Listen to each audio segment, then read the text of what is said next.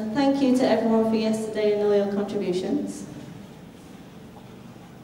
So today we're going to have a slightly different focus, sort of expanding on yesterday. Maybe I'll let you sit down first, that makes sense.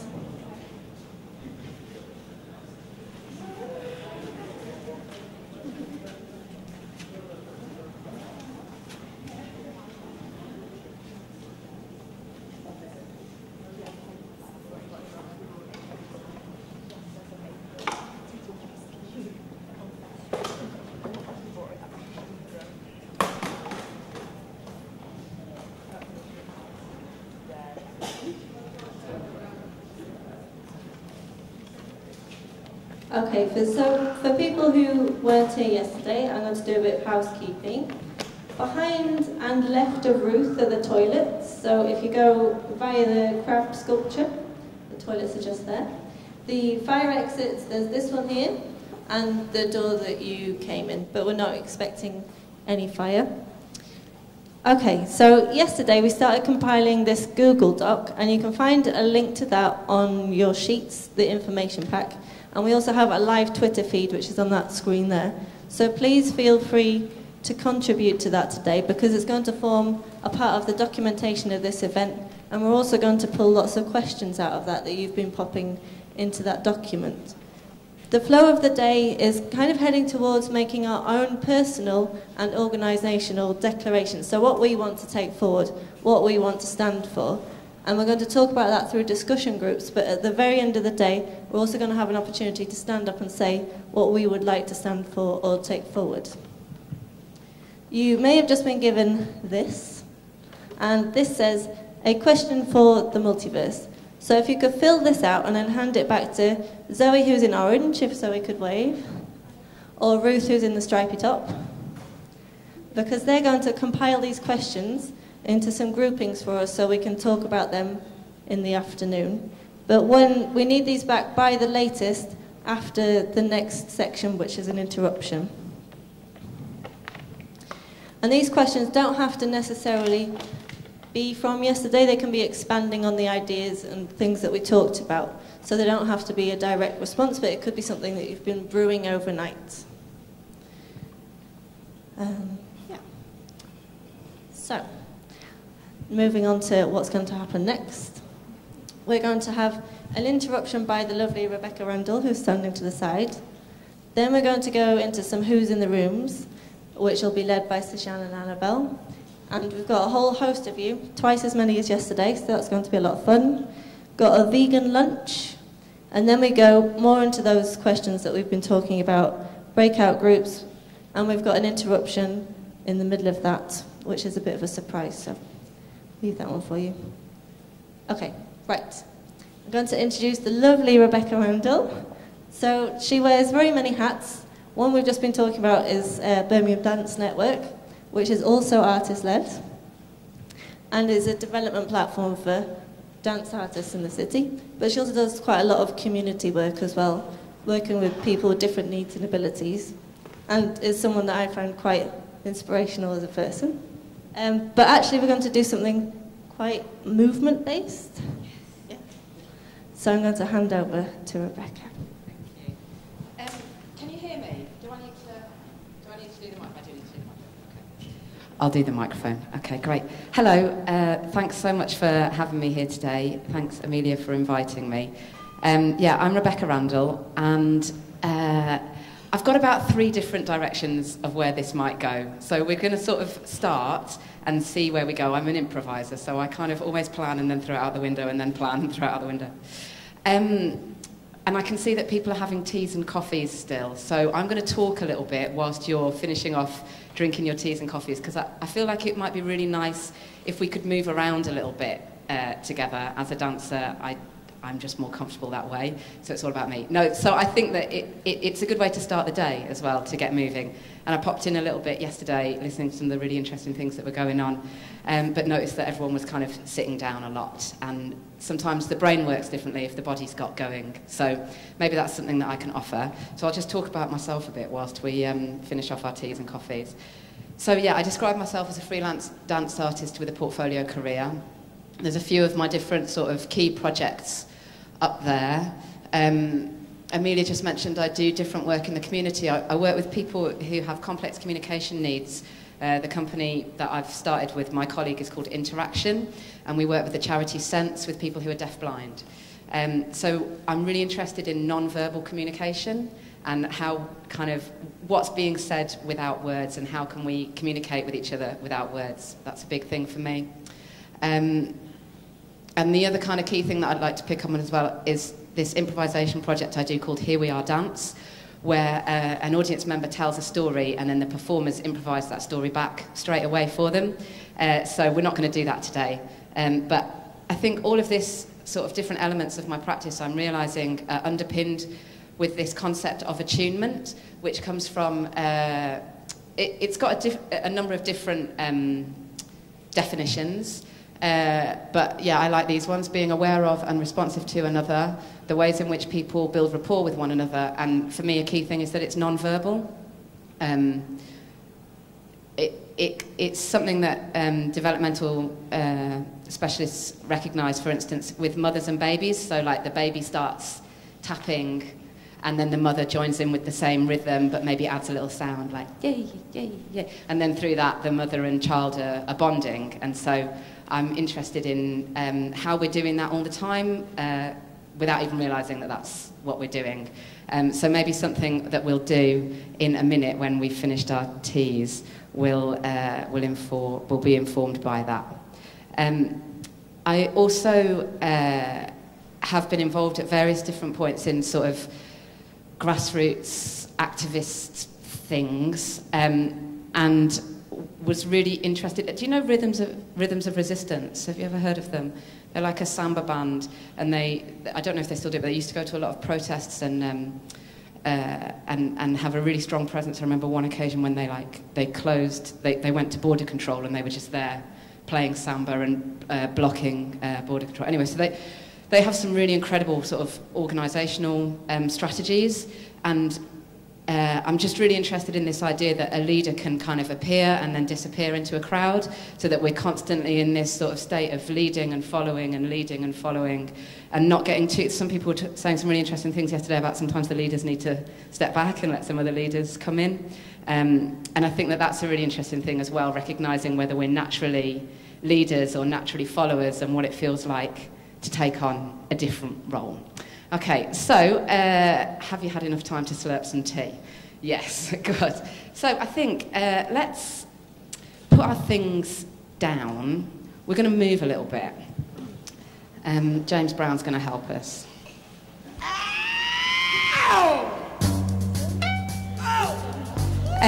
So you can maybe yeah, people seem to want to stand up. It's up to you. You can shuffle your chairs a little bit away from other people. Don't knock anything over. Or you can stand up. I really don't mind. Let's see. I think we've got enough standers to actually come over here into this space. Let's do that. I don't want us to knock things over. Be very careful of the beautiful crab exhibition over there. Let's move these bits and bobs out the way. Can we do the thing we talked about, turning the speakers round this way? That would be great. There's already been a spillage, oh God. Shall we sort of make a loose circle? It's happening. James Brown, he's very helpful for this sort of thing. Okay. You're very welcome to join in from your seats. That's fine. However feels good to you. Hello, sorry. We've already started doing a dance over here. Okay, brilliant. I'm going to come over here. Cool. Are we in? Are you in? Want to be in? You're in. You're in. Can we spread back a little? Let's not worry about the pillars. Let's spread back a little. We can fit a few more people in that way. I'm going to not stand behind a pillar. I'm going to come in the middle. Okay, brilliant. All right, so let's start off just circling our wrists a little bit. Both wrists. I can only do one because I've got my microphone. So circle. Yeah, lovely. Good. Okay, cool. Good. Some people are smiling. You are allowed. You can circle your shoulders back. Ooh, yeah. Morning. Saturday morning. Feels good. Lovely, good. I dare you. Circling your hips a little. Woo! Like you're hula hooping. Good. Just circle one ankle a little bit. Good, and the other. Okay, good. Wherever you are, just patting along your arm. That's it, just feeling the edge of your own body, the surface of your skin. Do the other arm. Good, top of your head. Just feel the top of your head, front of your face, lightly with your fingertips. Good. Down your whole body, torso, sides of the body, back, pat, pat, pat, pat, pat, pat, pat. Shoulders, pat yourself on the back. You made it on a Saturday morning, yes. Down one leg, down the other leg. Just give yourself a little shake. Okay, good. I'm whizzing past the microphone now.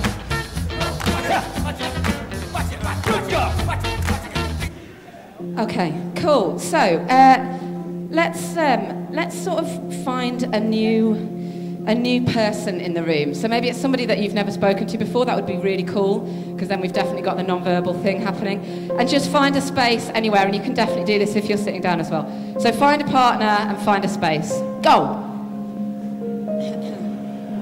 Okay.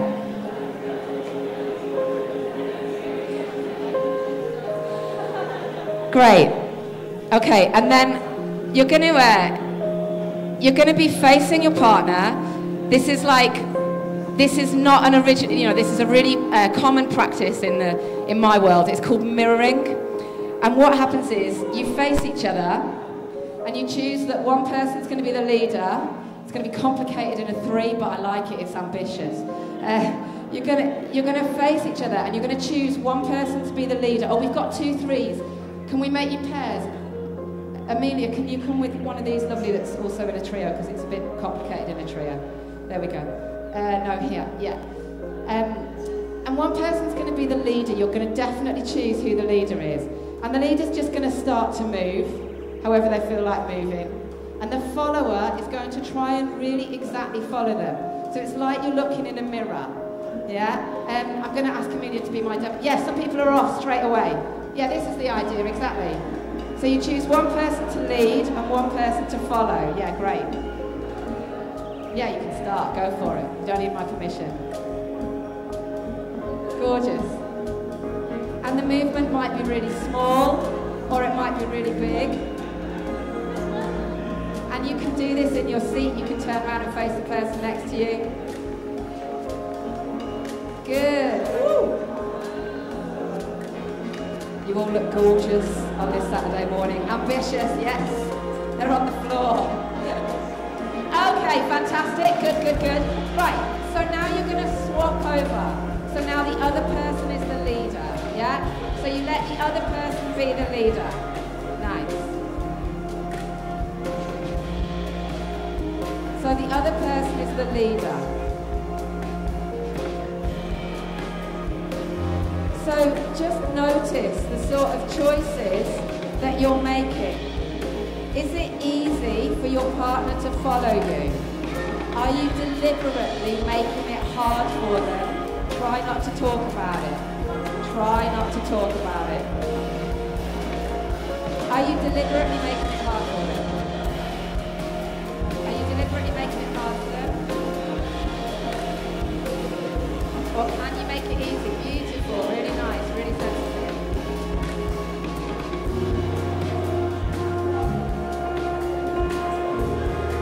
Good, okay, and stop there. Lovely, lovely.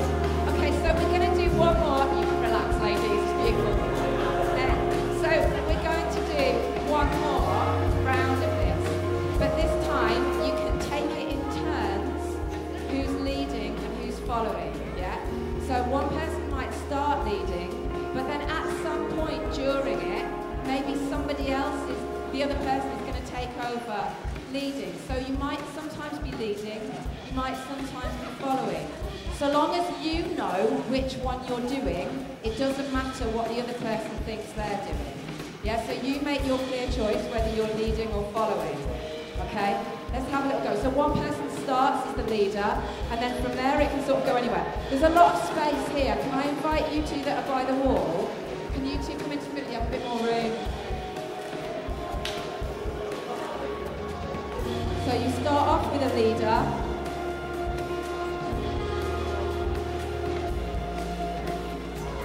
And then at a certain point, maybe that leader's going to change change, but you're not going to talk about it. Noticing whether the offers that you're giving to your partner are making their lives easier or harder, and why you're doing that. Great, guys, good.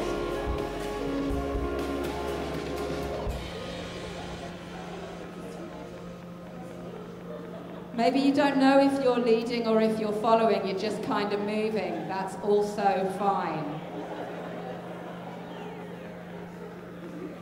All movement is welcome. There's no good or bad, there's no right or wrong. It's all very lovely. Very limber. Stillness is also an offer. Doesn't matter how big or small the movement is. A jiggle of a head.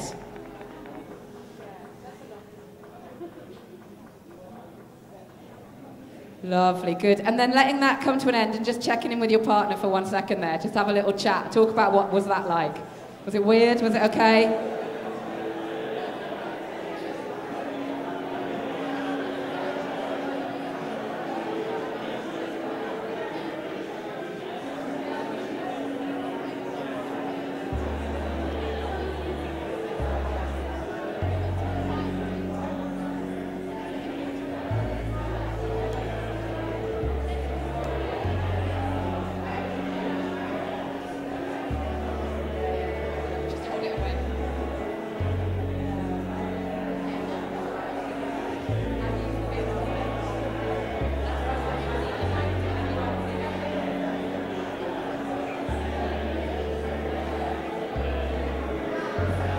Okay, great. And let's come and make our way back over to our safe and comfortable seats.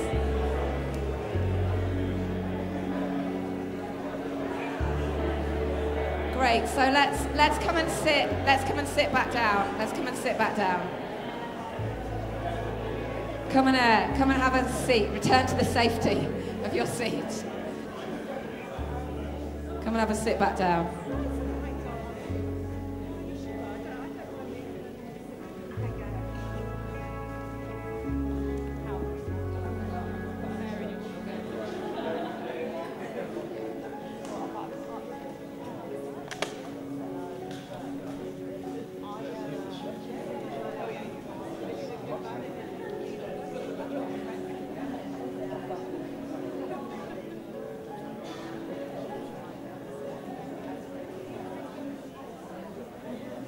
Cool.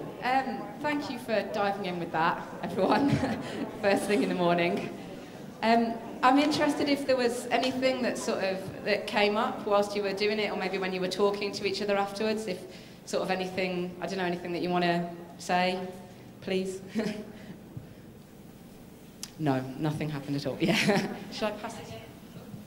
I guess one of the things I noticed that seems like really obvious but isn't obvious until like you're actually doing it is like you really need to be able to see the person that you're mirroring, and if you're doing actions that like someone else can't see, like if you're turning away from them or if you're like in a certain position where your eyes aren't like mirroring, like able to see them, then like you actually can't mirror them, which seems really obvious but like maybe doesn't feel obvious, like it doesn't feel in your bones to like move in a way that someone else can see you. Yeah, definitely. When I'm part of big group improvisation scores, or even when we're performing on stage, and sometimes maybe you're dancing to music but there's no counts, we talk about like sending your antenna out, like beep, beep, beep, beep, beep, beep, beep, like sending some sort of message out to other people that are in the room. And I think it's probably happening all the time, but in that situation it's particularly amplified, that we have to be really aware if we can't see the people that we're leading, because even when if you're facing face to face each other and you know that they need to see you in order for you to do something, but I also think there's something about if you're at the front and you're leading people that are behind you, you still have to be going beep, beep, beep, beep, beep, like sending a message back, and they're sending a message forwards going, I'm with you, I'm with you, I'm with you. So there's this kind of non-verbal, I'm going to call it energetic. I'm not a scientist. I'm really not. I'm a yoga teacher. I'm like the worst kind. Like when I say energy, it probably makes a lot of people cringe. But you know, that's the I say it because I experience it, I feel it. That's the way that my life sort of is. And I know a lot of other people who feel the same way. Yeah, I think it's that sensitivity in leadership. I feel like that's what you're talking about, that sometimes you have to make a clear choice, but you have to make sure that other people are with you too. Thank you. Any other, I saw some other hands go up with comments. Or, yeah, we'll do a little microphone dance. Yeah, two observations, I suppose. One was really interesting, given you could perform any action you like. As a leader, you sort of tended to do something that was easy to follow because you wanted to make your leadership accessible. That's what I found. And really great way to instantly build a rapport with somebody, I felt. It was, I think I've sort of, my partner, sort of feel like it's much easier now to talk to that person. Yeah, it gets a lot of stuff out of the way, doesn't it? Yeah, thank you very much. Anything from the follower side? How was it to follow? Did it, yeah, Amelia? I'll just keep swapping microphones. My partner and I seem to have a similar energy, actually, which I think really helps our movements, because we were doing something quite slow and soft. And so when we did the leading following, we were actually almost continuously swapping backwards and forwards. And afterwards, you said, didn't you, that that's actually how you quite like to work, having more of this collaborative to backwards and forwards. So I thought that was quite interesting, that it extended into the way we'd worked with the movement as well. Thank you. Anyone else got any sort of thoughts and feelings on that? No? Okay, cool. I'm trying to think if there's anything else that I want to share with you.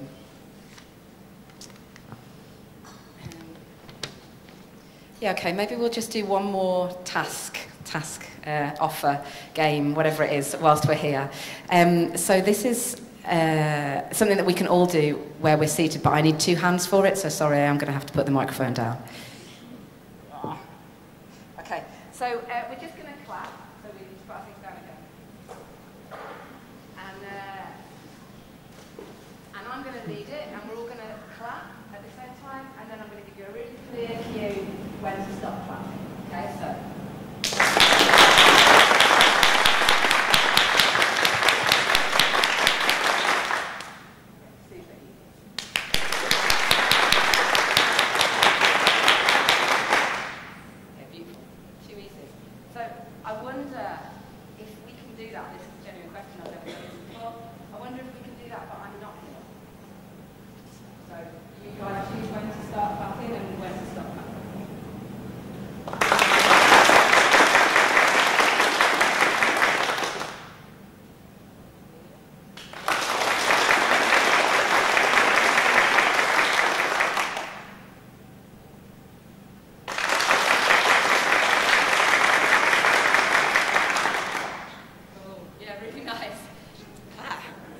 It works. I wonder if we still had leaders popping up there. I think I spotted a few.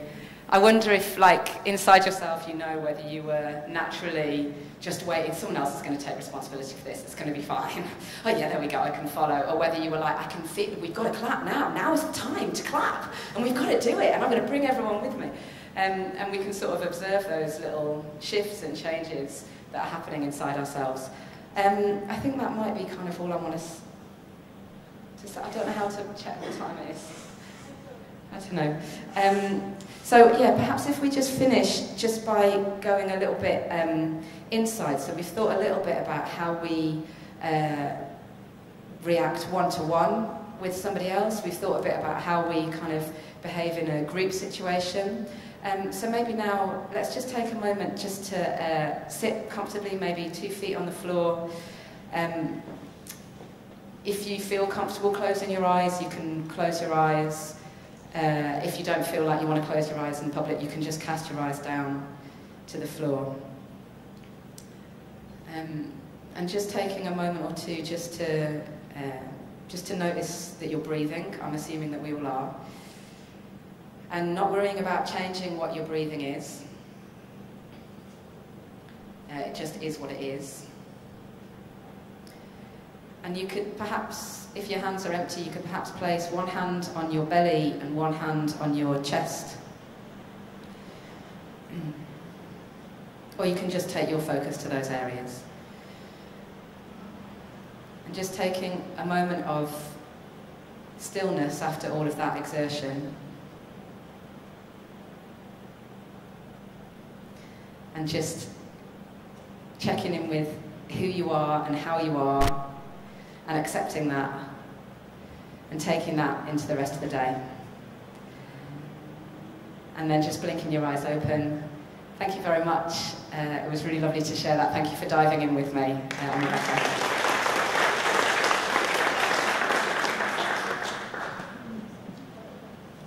Thank you very much to Rebecca. If you want to find her, she's on the internet, as many people are. Next, I'm going to hand over to Sajan and Annabelle, who are going to host the next Who's in the Room.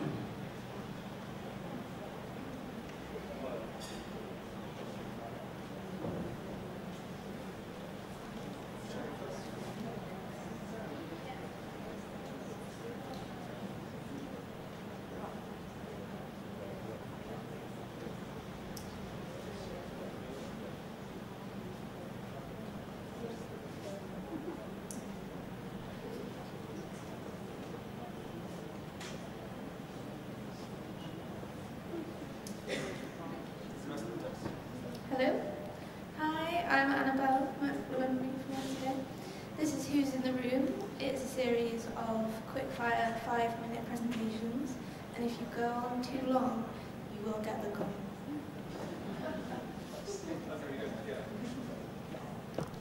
Hi, the first person up is Eva Durden from 12O from Stoke Newington. So.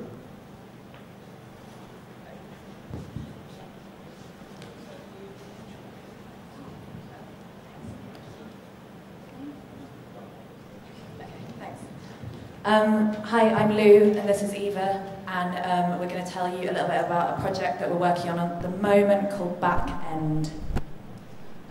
So Back End is a series of get-togethers at 3 locations around the UK about the lack of accountability in artist-led organisations, especially on the overwhelming whiteness. You can't hear me? Oh, sorry. Better? Yeah? About the lack of accountability in artist-led organisations, especially on the overwhelming whiteness of programming, replicating exploitative structures, sexual harassment, nepotism and lack of criticism. Lots of well-meaning intentions and opportunities, but very little responsibility or action. Lots of apologies and guilt, but few proposals, policies, solutions to push for and check in on. Sorry, very nervous. During the 3 sessions, we want to look at the logistics and processes of how our organisation's work, because these are important for systemic change, as opposed to performing short-term solutions. We hope that through sharing practice, experiences and aspirations together, we can come up with some sort of collaborative code of conduct that can be used as a public resource. We don't want the events to replicate performative programming that already happens. The aim of the events is to get artists and people who run artist-led organisations into a discussion to develop specific policies that they are all collaboratively create and buy into together and can therefore be held accountable to. We recognise there are lots of amazing institutional critique, research and work on institutional inclusion. We want to draw on that research and invite artists who are as individuals or within groups are part of this work already, and to propose to begin discussion on actions and policies that artist-led organisations can be held accountable to.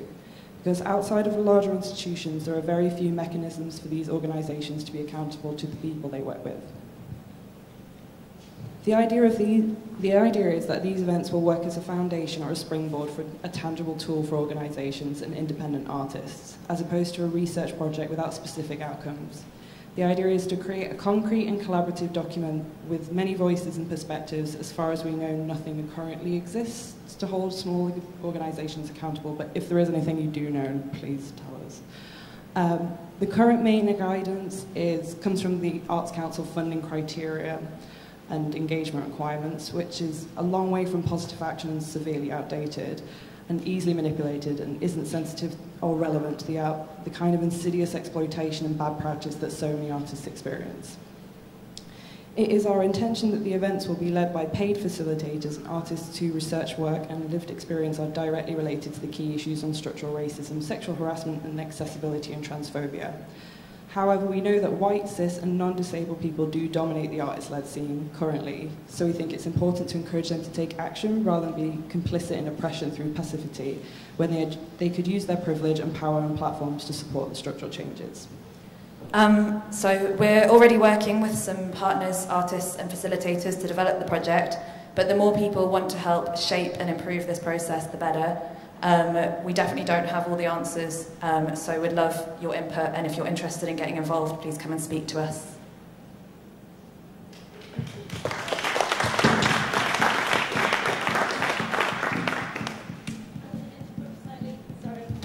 Sorry about this, just making a quick interruption. If you have your questions, please can we pass them backwards so that they reach Ruth at the back, because we just need to gather them together for this afternoon. So please feel free to listen, but plus pass them back so that Ruth gets them in a sec.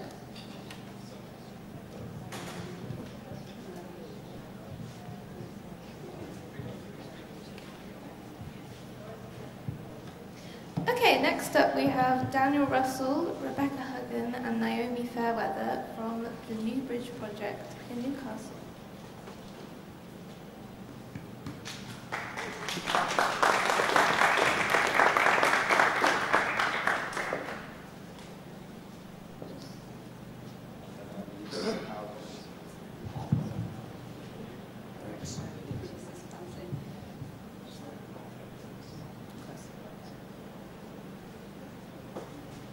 Hello, we're from the Newbridge Project. We're a few of us. We've got a slightly disorganised three-pronged presentation. I'm going to talk a bit about Newbridge, and Naomi's going to speak a bit about our members, and Dan's going to speak a bit about a couple of strands of our programme.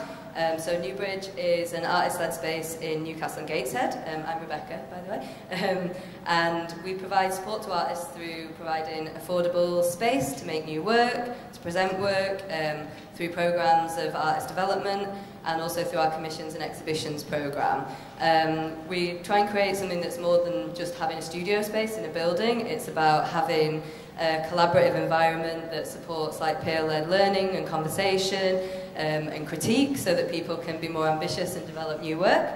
It was set up in 2010 by two fine art graduates to address the lack of studio provision for emerging artists in Newcastle. At the time there wasn't really anything, and now there's quite a lot, because a lot of places have adopted similar models in buildings that were empty because of the recession. So we were in our first building for 7 years, and during that time it really meant that we could develop that community, and we became something really strong. So when we lost that space and it got knocked down, we moved to 2 new spaces last year, and it feels like that internal community is really strong, but it's really important that through our programme that we're having a wider conversation with the public, and we aim to look at different political, economic and social issues, but kind of looking at like large problems, global, national problems, but trying to look at them on a really local level.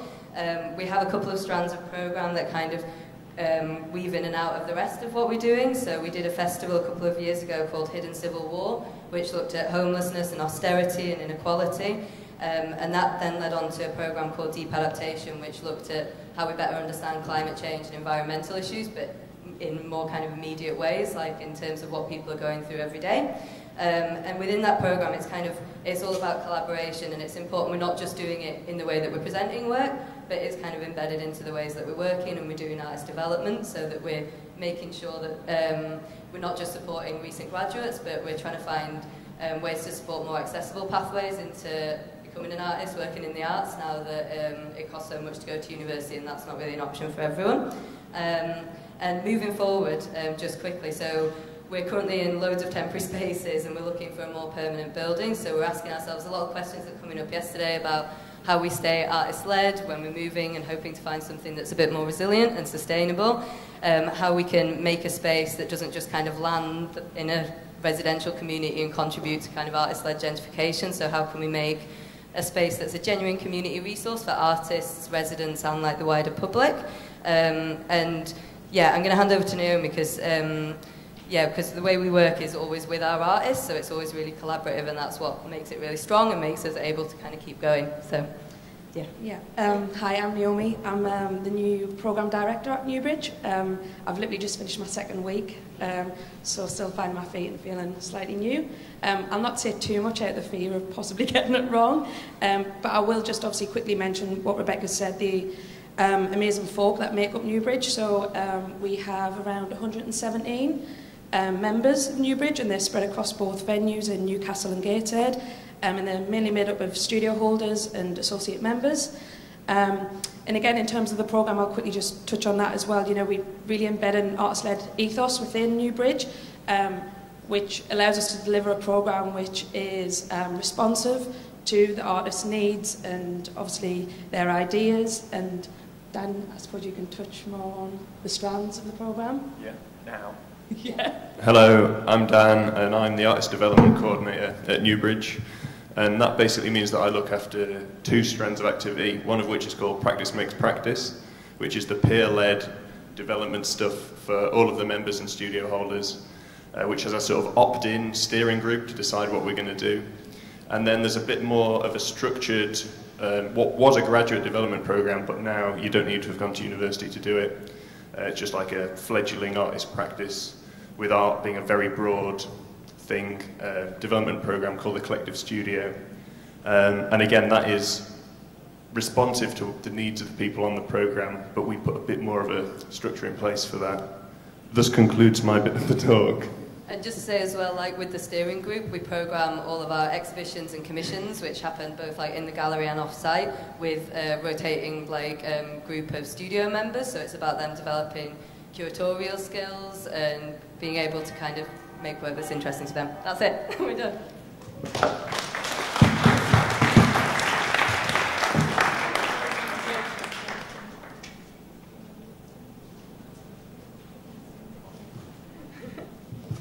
Hi, next up is Neil Taylor from Campbell Works in London.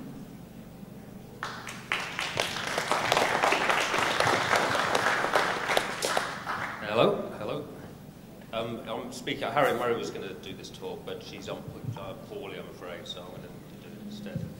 Okay, I'll just give you a brief history of Campbell Works. We began back in 1998 when Harriet Murray. We began back in 1988 when Harriet Murray, who was hoping to give us an event, and myself took on the abandoned warehouse space in East London.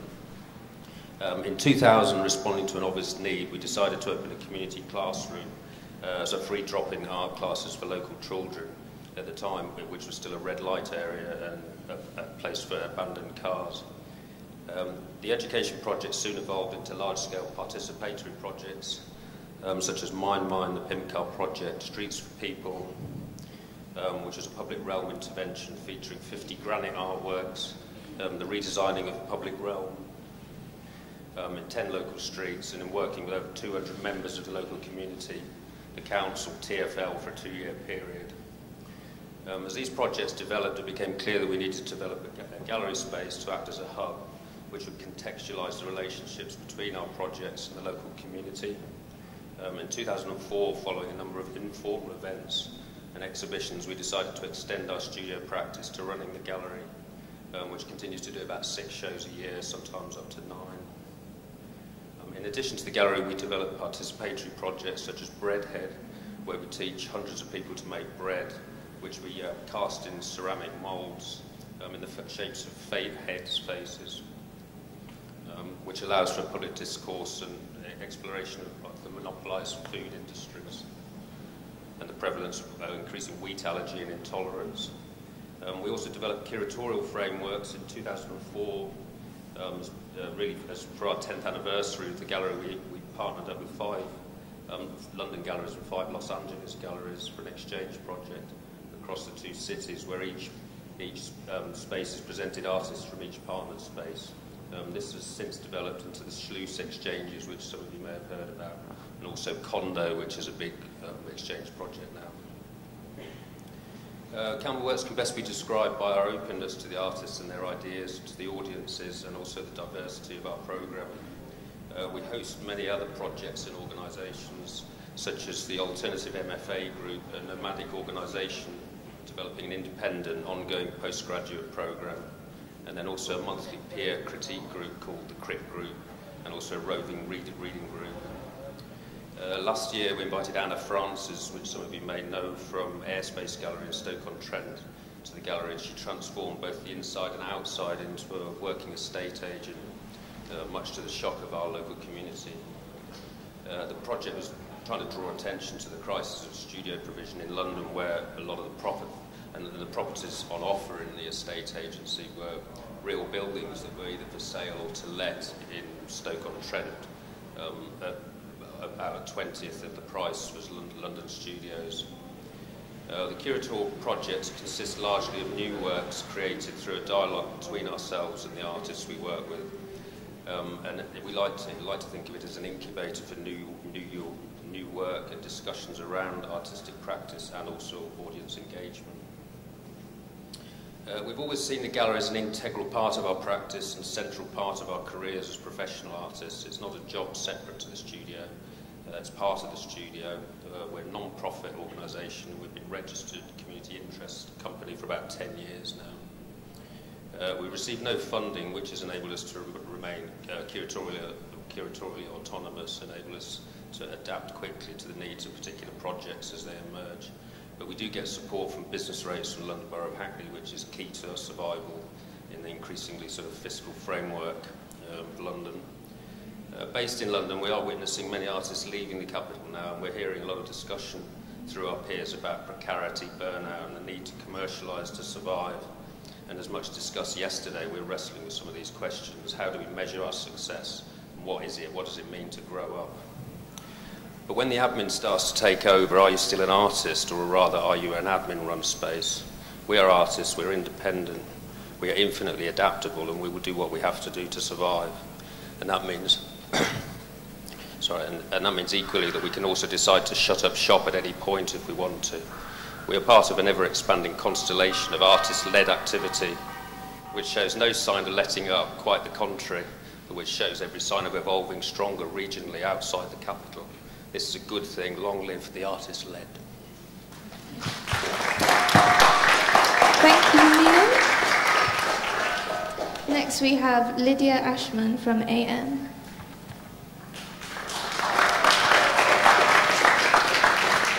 Just hold it. Hi everyone, can you hear me?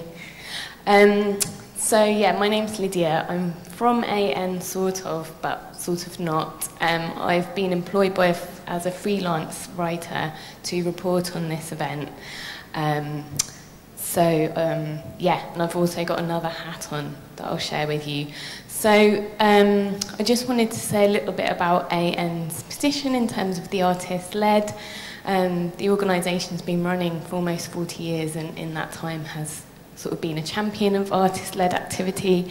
And obviously one of the kind of important roles of that is documenting the artist-led, and I think it's really interesting that part of the 2 days discussion is around the sort of limitations or challenges and I guess inadequacies of how that might be done.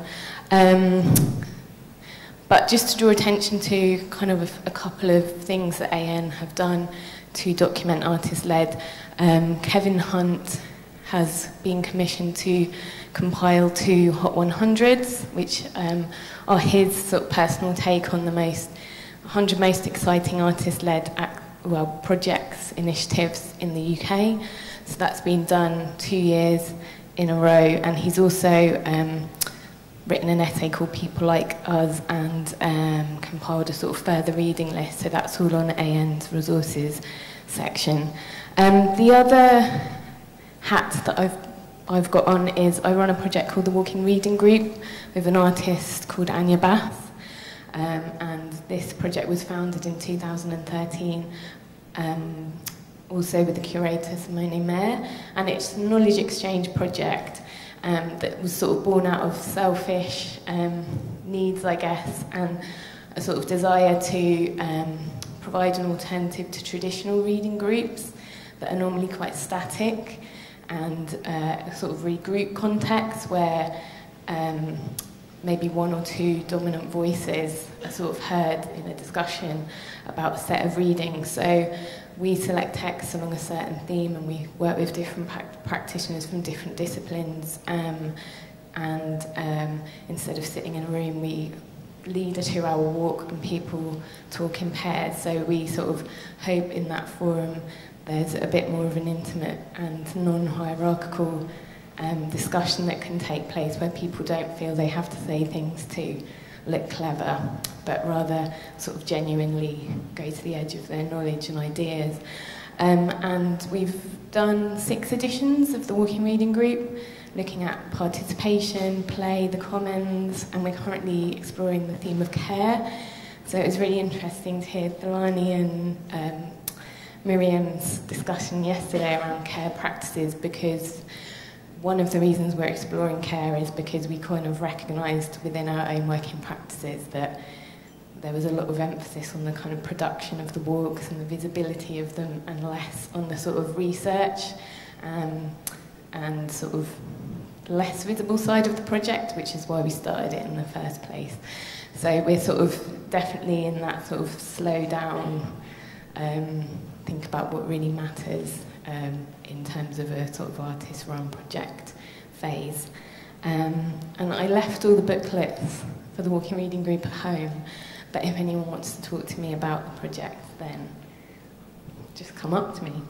And that's all I have to say, so no gong for me.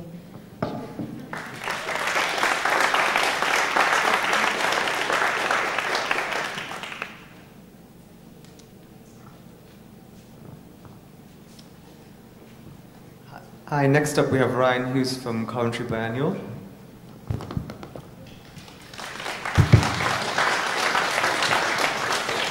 Can everybody hear me? Yeah, that's good. Cool.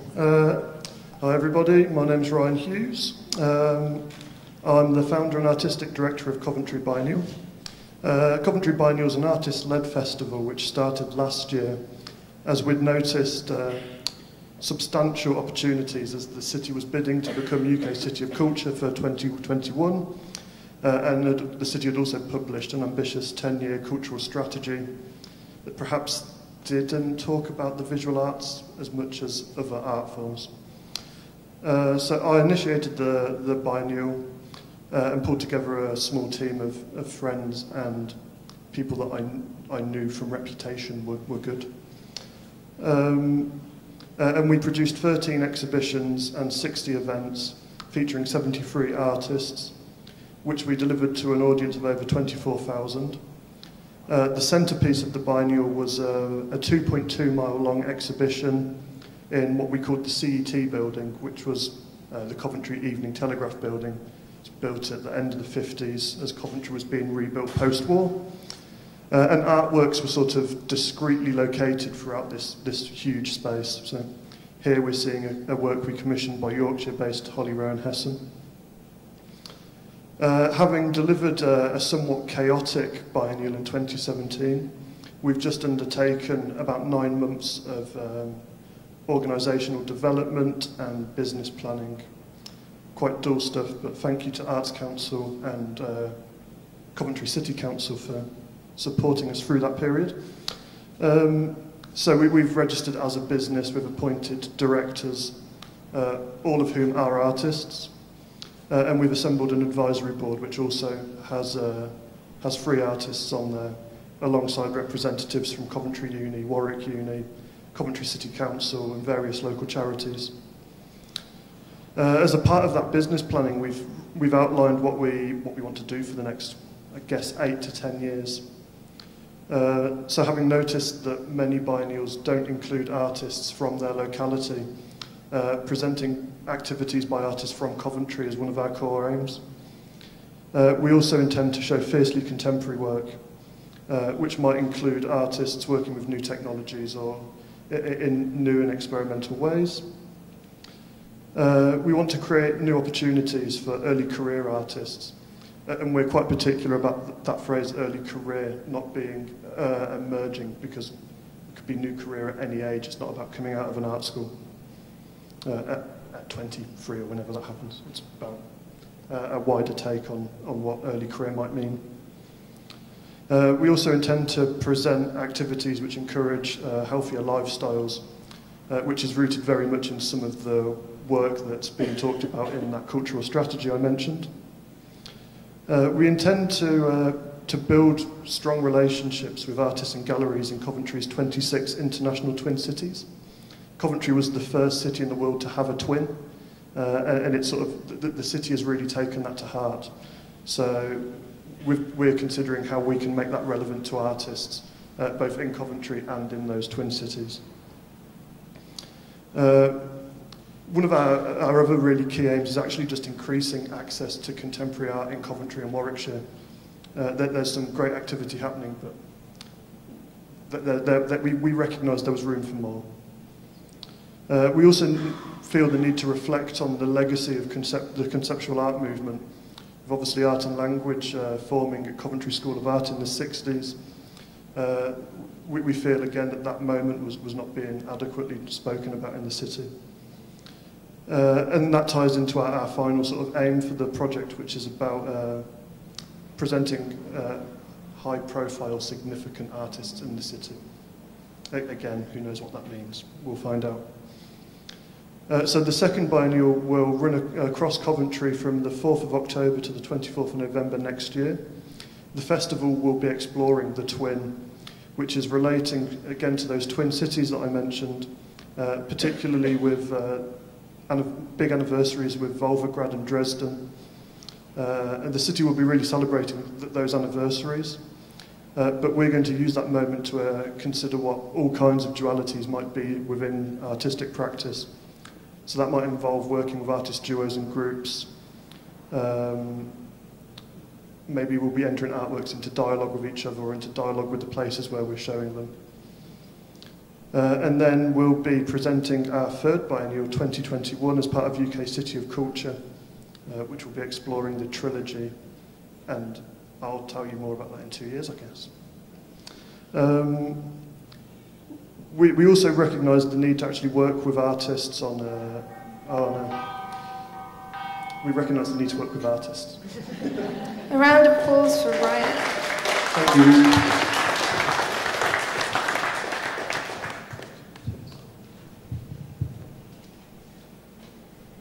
Can we please welcome to the stage Tiobo Ko from Outline in Belgium.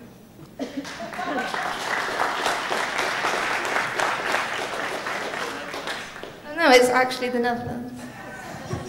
Who knows?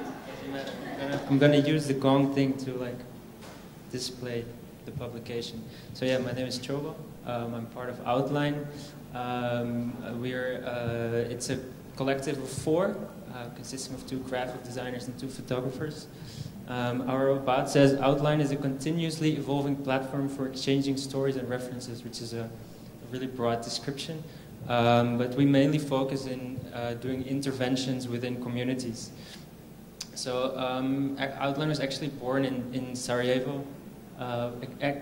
Exactly 1 year ago, we went there for a month and tried to engage in the local cultural scene.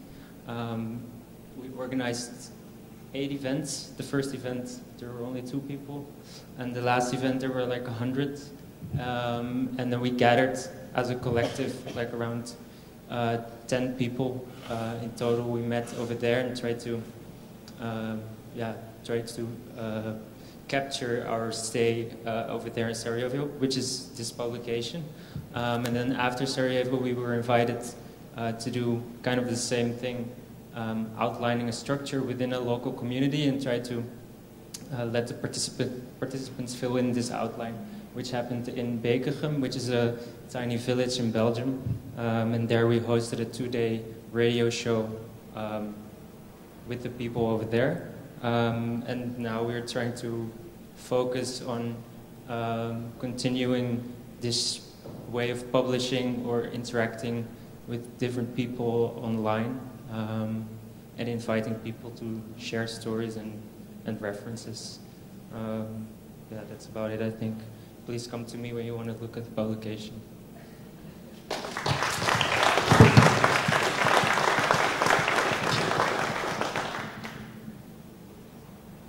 you have copies of the publication with you?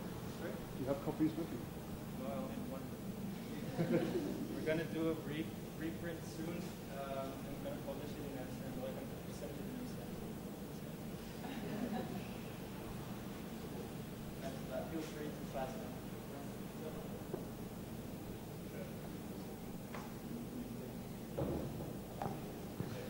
Thanks for that.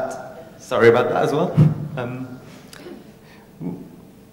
Next up we have Adi Levy from Iceland Alliance. And applause. Keep these. That's better. Hello everyone. I will first pass along some stickers. Stickers, do you get them? Okay. There is much more information on the website, so you're most welcome to have a look later. Again, my name is Adi. I'm a member of Alfred Cooperative Art Institute in Tel Aviv. I'm representing a group of artists / cultural activists, which in 2005 created Alfred Gallery, a cooperative art institute in Tel Aviv, which evolved within time to an art institute with a 650 square meter space with a lot of lectures and activities and of course exhibitions, and with one flag project which intends to connect all artist-run initiatives in the world together. So Alfred actually started we were the first in the new wave of artist cooperatives in Tel Aviv. We managed to become a leading force both as artistically and also ideologically for many other cooperatives which came to us to learn how to do it. We managed to change rules both in the city and both in the Ministry of Culture to actually understand what is an art cooperative, which was not really understood back then. And we managed to open the doors for hundreds of young artists and young curators to experiment and to exhibit their art in a place which is not dependent on commercial or other restrictions. Even though most of us are not per se political artists, the group itself is very political. We take a very firm stance against fascism, against oppression. We are dealing with issues like refugees, of course the Palestinian conflict. One of our founders, Rafat Khatab, is actually a Palestinian gay person. He was chairman of the Israeli-Palestinian LGBTQ organization. So we also accepted some rejected exhibitions that were canceled in the last moment by big establishments because of political pressure, and we accepted them to exhibit in our space for that. So we are really hands-on on this subject, and there's a lot to do because the situation is quite problematic in Israel. During these years, we gained a lot of experience, both at the group dynamics and both artistically, of course, and some of us also became curators. And we moved from a 27 square meter to 50, then to 75, and then to our big leap of faith into our art institute, which we opened in 2013. We're doing lectures, workshops, hosting festivals, international collaborations, and then we actually understood that we would like to have even more impact on our surroundings to share our cooperative knowledge, our artistic knowledge, and our solidarity. So we had a little scheme of creating a global platform which is called Artist Run Alliance, and we've done so together with some partners in Switzerland, in Belgium, in France, in Germany. The idea is actually to create a non-profit, free of charge platform where artist-run initiatives can all join, see each other so we can know how many of us are there, and we can share resources and ideas, professional opportunities, and public events with the art-loving crowd as well, to empower both the artists, the artist-run initiatives, and reposition the whole field of artist-run initiatives as a player, a unified player against or in relation to the commercial art field, to unite. So our first year achievements until now, because we celebrate now our first year, is we managed to map, scout, and put online on our website more than 1,800 artist-run initiatives from all over the world, from 54 countries. collaborated with some big ARI festivals such as Supermarket and Propositions. And we got some interesting reviews and articles written about us and interviews with some of us. And the intention looking forward is actually to create a big resource center that people can actually gain knowledge and share information about a lot of how-to-dos, how to create an ARI, how to deal with the challenges, so to accumulate our shared knowledge to support each other. So that's looking at the future. I really hope that you would join us and share with us your knowledge and your insights and help us, reposition ourselves as one. Thank you.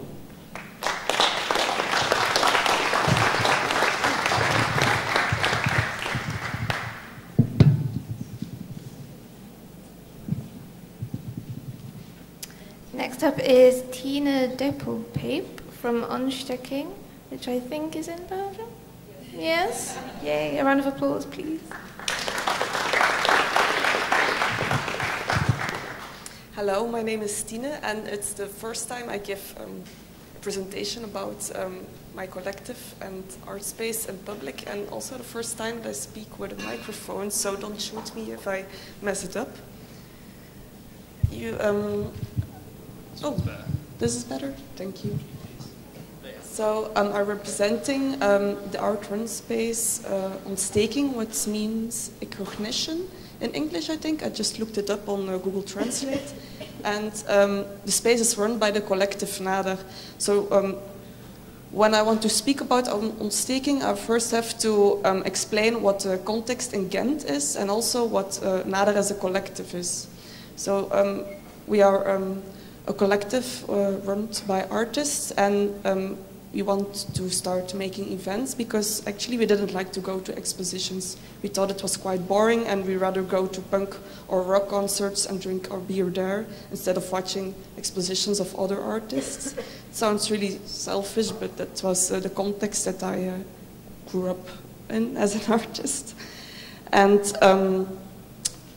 the main thing is that we wanted to make art as an experience. We want that you can have fun at an exposition.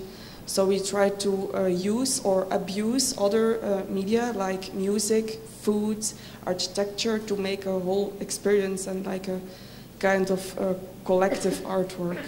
So for an example, one of our exhibitions turned out in a small rave because we've invited some visual artists that were also techno artists. So some of the people came in at night and they didn't even know they were at an exposition, so that was quite nice to have that kind of change. And then about the Ghent art scene, like Danielle and Valentin from Kunsthal Gent explained, there is a big gap between when you're graduating from the academy and you have institutions like SMAC. There's no in-between zone for young operating artists in Ghent. And a lot of people move out of the cities. They go to Antwerp or Brussels because they have a vibrant art scene. But actually, there are a lot of things happening in Ghent, but due to a kind of lack of common communication, we don't know each other. I went over here with a bus full of people that I never personally met, but we're operating in the same city. So that's a real problem Ghent has, because we have a lot of artists without a pretentious and hands-on mindset, so that's a really good quality to have in a city, but there has to happen something to make something with it, if you understand what I mean. Yeah. So that's why we also wanted to have our own space, and we got the chance last year to renovate the space. We're still doing it, so we wanted to open in February. And one of the questions we had, what do you have to do to combine a group, and you have to have a common purpose or a common direction that you want to go in. And like a small trick, a cheap trick to do it is with common themes, and I don't know the other synonyms for it in English right now, but we wanted to start a common visual research about certain themes, and everyone can pick in on it and give their own interpretation about an idea. So you learn from each other and you share ideas, and that's what we really wanted to do with on staking. So actually the program is really like an organic artwork maybe. We wanted to see it as an artwork. There's no fixed plan that we want to execute, but we hope that the program will grow within the time that it's playing or presenting. And then the second thing we want to do is what I called a thing like Hello Neighbors. We want to get the art scene together. So who is operating in it? What do we do? And it's not something that I want to do in our space, but more like a call for action, or we want to start a conversation happening in Ghent. And what can we learn from each other, or can we share ideas, knowledge, and facilities? And it's really nice to hear that everyone in Ghent is thinking the same. So now it's just to have act and start doing it. So I hope On Staking can be a small part of this new movement in Ghent. Yeah. Thank you so much. That was fantastic. Next up from Leeds, we have Kerry Harker from East Leeds Project. Thank you. Hello. So I initiated the East Leeds project last year in response to Leeds' bid to host the European Capital of Culture title in 2023, which ultimately was a failed bid because the EU decided that UK cities were not eligible to apply anymore. So the project has continued outside of that framework, but I think is probably progressing in a much more interesting and profitable direction because of that. It's a young project. We're a small team of 3 people plus a placement student at the moment, and we're just in the process of setting up as a new social enterprise, as a CIC. We focus on a really substantial corridor of green space that runs north to south through the east of Leeds, and it encompasses kind of formal parks that are managed by the local authority, municipal playing fields for rugby and football like these, and sort of semi-wild areas that have an incredible biodiversity. And the green space runs through some huge social housing developments, including the Gipton Estate, which is the area of Leeds where I live. And these were kind of built in the 1930s when slum housing in the city centre was being demolished, and whole kind of communities were shipped out to the east of the city and relocated in what were at one point really beautiful garden suburbs. But since then it's been a kind of story of diminishing civic investment and rising inequality really on the basis of social, economic and cultural participation. So there's really very, very little infrastructure in the whole of the east of the city, and there's no creative workspaces whatsoever.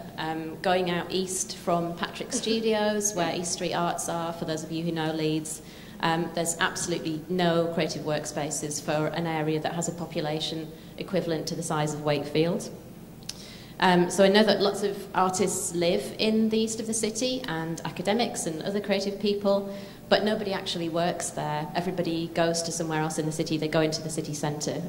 There's no kind of obvious spaces or platform to make a contribution in that area. So I kind of see this green corridor as a space of physical and conceptual possibility. And we want to work by, with and for the community by beginning to ask the right questions and trying to take ownership of what happens in the place where we live. Our starting point is it's an ambition to build a temporary structure at the edge of the green space, which we're kind of nominally thinking of as a pavilion. And we're doing that in partnership with Baumann Lyons Architects and their visionary director, Irena Baumann. And we're going to use a new technology that they've developed called Mass Bespoke, which aims to really kind of democratise the process of construction for local communities. It can respond to local need, and it can locate the decision-making process with local communities as opposed to commercial developers who only want to develop at scale. And ultimately it could lead to the creation of a new social enterprise, locally owned construction and development company. In terms of this ambition to create the pavilion, we're in the process of pulling together a project team that comprises artists, architects, local residents, engineers, and the other necessary people to do that. We kind of envisage the pavilion as a really urgent intervention into this space and a platform for a collective conversation with the community. I think the project's kind of cutting across art, architecture, public art maybe, social practice. But as public art, it's not about tacking artists onto the end of a process. As Gavin mentioned yesterday, it's been the kind of traditional way of doing public art. But we want to embed artists into that process right from the very beginning. And really hear their voice and have them kind of impacting on the whole process and the decisions that are made. So, is the East Leeds project art? I don't really know. Is it artist-led? I'm not sure, but I'm coming to this on the back of pretty much 20 years practice with and within artist-led initiatives, including as the co-founder of projects Vitrine, Project Space Leeds, and most recently the Tetley. So I just really wanted to end by extending a really open invitation to everybody here. We are looking for active conversation, collaboration and partnerships with anyone who's interested in potentially investigating these and other questions with us. So I think that's all I want to say. Thank you.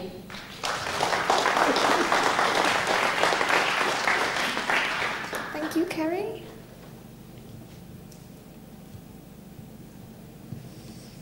And our penultimate guest is Simon Bose from the Art House.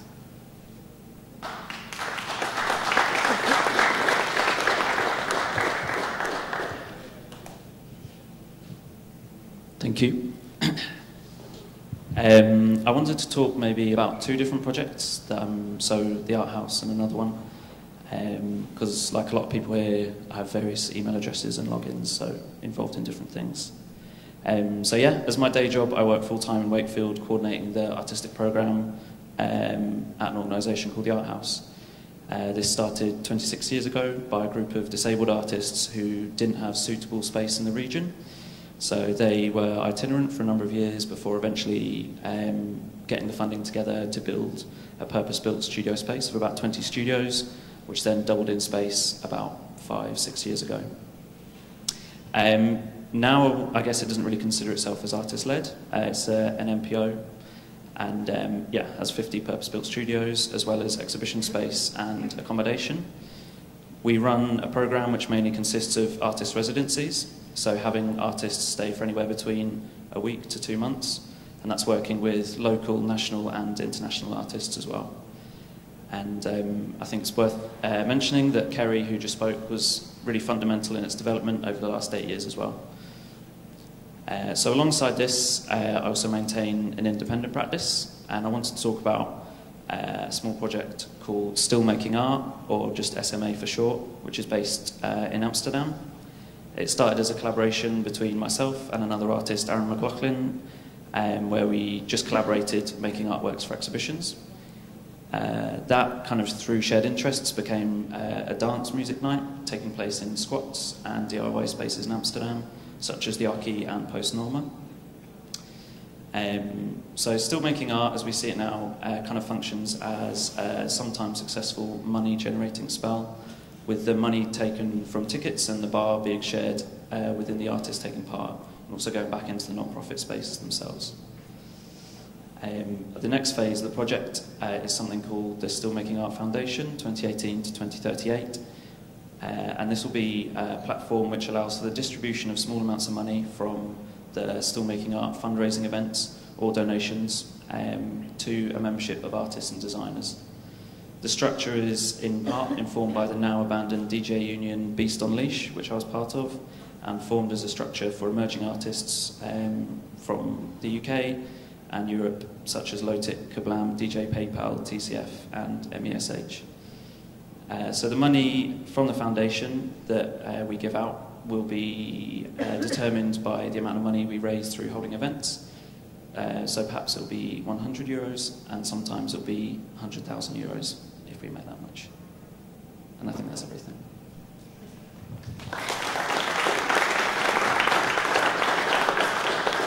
That was really good.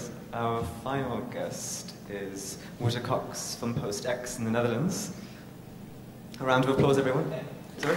Belgium? Oh my lord, sorry, Belgium. This is silly. Yeah. That is just not acceptable, by the way, sorry. Yeah. Can you switch? Yeah. Do you want the image? The image, yeah.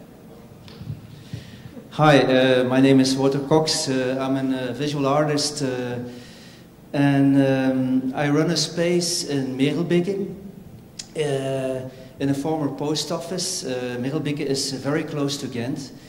I was able to buy the post office for some reason. I managed to do that. As an artist, I try to be meaningful to society rather than to make my own career in the art world. And as I was able to buy that post office, which was always a bit owned by the neighborhood, I tried to make a contact. I had this question, okay, I have this opportunity, I have this space. How can I make contact with this neighborhood as an artist? And well, the neighborhood is quite middle class and not very interested in contemporary art. So I set up a series of cultural activities in order to establish communication with that neighborhood. So we started programming films, concerts, classic concerts, but also experimental concerts, philosophical cafe, which are on a monthly basis, a place where people can just come and talk on with the philosopher about topics they choose themselves.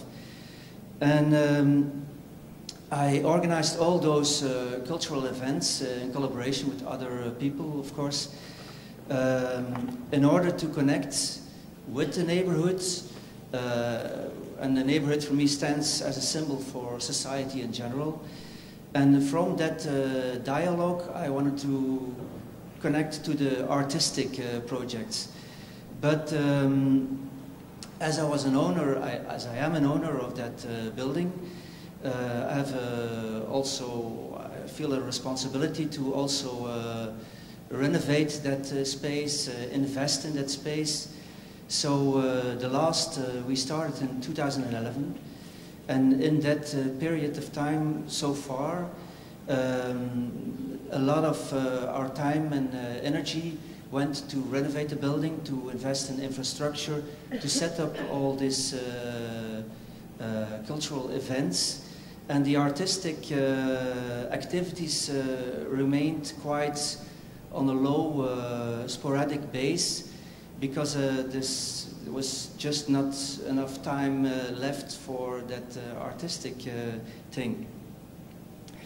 So now, after 7 years, we are making the switch. We have a team of more or less 10 volunteers who are working on this whole program, and now we're making the change from a cultural space with an artistic, sporadic events to an artistic place with a cultural programmation. And we are planning to do that by setting up an artist in residency. We invite artists to come and work in the project space, as you can see on that side over there. And the project space is a very specific place. I asked the neighborhood to donate plants, so it has become an inside garden where artists are invited to come and get into dialogue with the specific context of the garden. And so artistic dialogue is an issue which is very important. So it's not only about the space, but also the goal is also to have an open mindset to get in dialogue with other artists or with other artworks. Another thing that's very important for us is innovative strategies for communicating with society. So in every project or work period, we look for a specific way how to deal with the work that is generated, how to reconnect to a public or to the neighborhood, or to find out every time another way what is best to make a connection with society. So just have a check. So currently, yeah, there is one artist in a year residency. He's mapping the neighborhoods in an artistic way, and 2 other artists are invited to come and work for next year. And at the same time, there is a classic piano player who's will start up an internship in our building. And so I'm looking forward to connect them and also to find ways to connect with neighborhoods and society in general. Yeah. Okay. Yeah. Thank you. Thank you so much.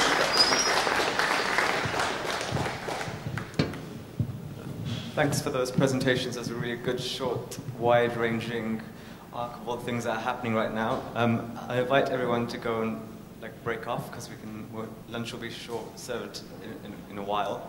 But yeah, help yourselves to tea, engage in conversation and dialogue. It'll be really good to reflect upon what was spoken of, and hope you enjoyed the morning. Cool.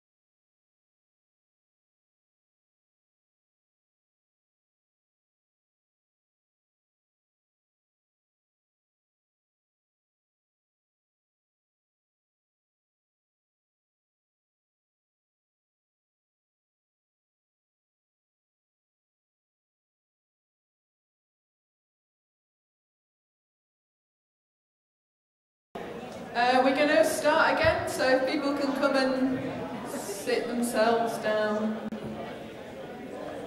sort of thing, that would be great. Or just direct their attention this way.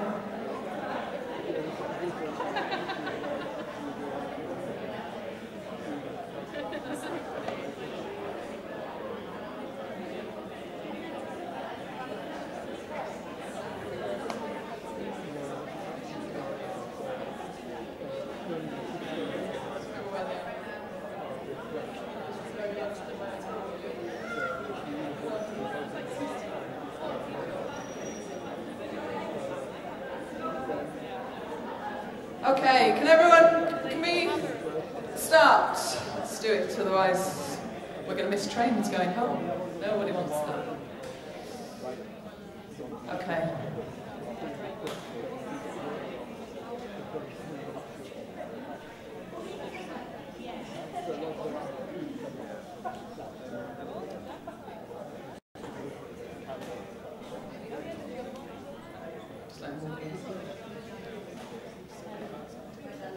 Okay, so welcome back. Hope you had a nice lunch.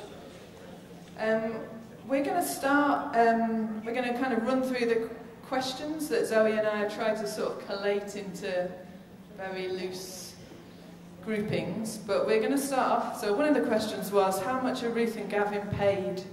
So we thought we'd answer that question first. But we don't think it's that interesting just how much we're paid, so we're going to tell you how much we pay everyone, because you've got to see everyone's salaries are in context. So, Eastside Projects pays its director, Gavin, £41,528 a year, and he's full-time. We pay me £35,016 a year, I'm full-time, I'm 2 days a week in here, I'm 3 days a week running Steamhouse. We pay our ESP public programme, the salary, if it was like an annual salary, would be £25,000. She's a 0.6 post, so it's 3 parts, so it's 0.6, so divide 25,000 by 5 times 3. The off-site curator, Zoe, she was full-time, her salary will be £31,250, she's 0.8. 2 gallery assistants are each paid £17,550, which is the real living wage, and they're 0.8 as well. In terms of other payments we've made to artists this year, we've paid artists fees of £65,000. Our fee for a main gallery show, if you were doing a solo show, is £3,000 plus production, obviously. Second gallery show is £1,000. These are like the least fees we would pay. If you're in a group show, it would be £250 for an existing work, £400 for something we might be commissioning that's new. There you are, that's what we pay. So, hopefully that's interesting. But partly because we think that we provide a really important public resource and we should be paid to do that. So, there you are. And so should everyone else. So, okay. So, thanks. We've been meaning to put that on the website for ages, but we did quite a lot of work for that money, we just haven't got around to it. We have got 4 kind of collections of questions that are kind of shoehorned together in as logical a way as we can. And there are different numbers around the room that have kind of got those questions attached to them. So I'll just start by, we'll read them out, me and Zoe are going to read them out. So, area number 1. We did the numbers in a very illogical way. Area number 1, which is kind of somewhere around here. Are artist-run spaces too selfish? Who are artist-run projects for? Can, does, /how, how can the multiverse include other entities, non-artists, warehouse operatives, bus drivers, etc. in its conversations? What could artist-run space within an artistic space look like? For example, if it was in a space within a factory or a government department. How can we make artist-run spaces less about ourselves and engage better with a broader public? Should artists and artist-led spaces fight Brexit? Sorry, Gavin. And how? Do Leave communities feel they have art spaces that reflect their values? So I suppose there were a whole load of questions that felt like they were about expanding, the who are artist-run projects for questions, so things that were around there. Okay?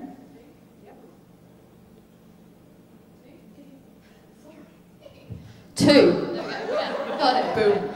This is the loud one, right? Okay. Which is on the blue house over there. Is there an issue with BME engagement in artist-led space? Are we a predominantly white, mediocre country? Can we do something about that? How do we as artist community uphold the atmosphere of care and inner culture of calling out? What do we need to do to foster an artist-led culture where intersectional and intergenerational conversations happen? That's 2. Which is, yeah, over there. Number 3, over here. Can you care too much?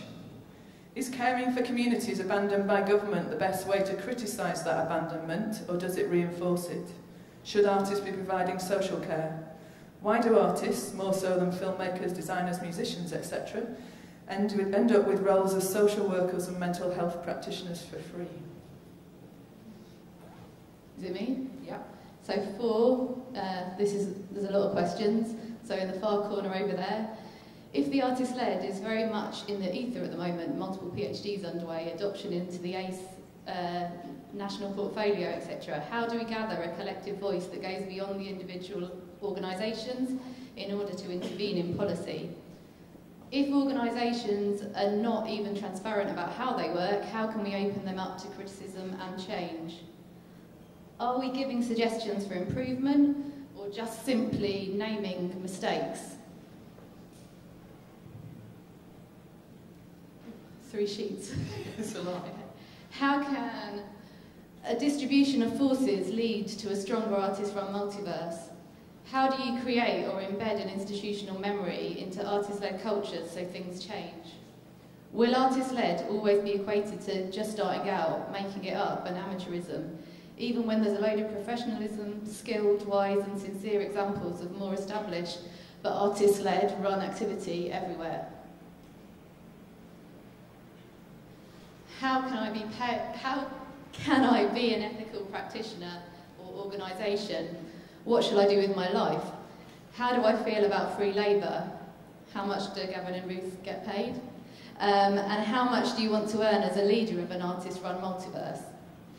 And so the idea of this, I think that kind of, the question there that was about everyone just talking about this stuff endlessly and no one really ever coming up with any solutions.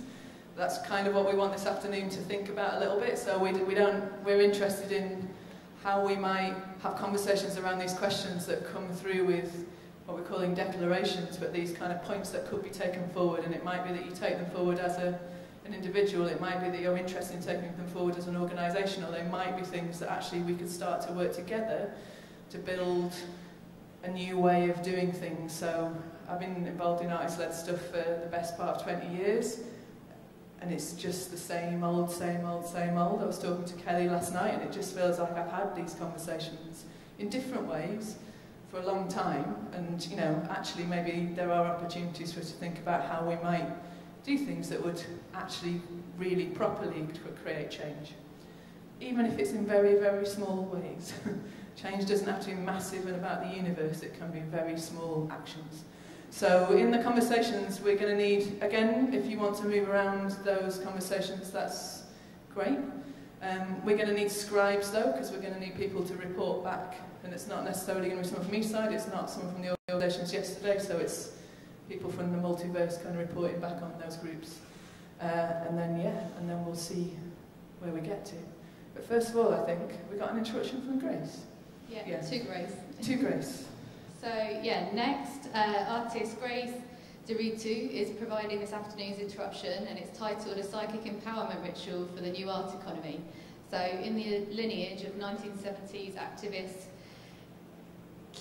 I don't know if I've written this right, Kivana May, Grace is leading an economic activation session which invites you to activate a pay-what-you-can economy into your own lives through a guided meditation session.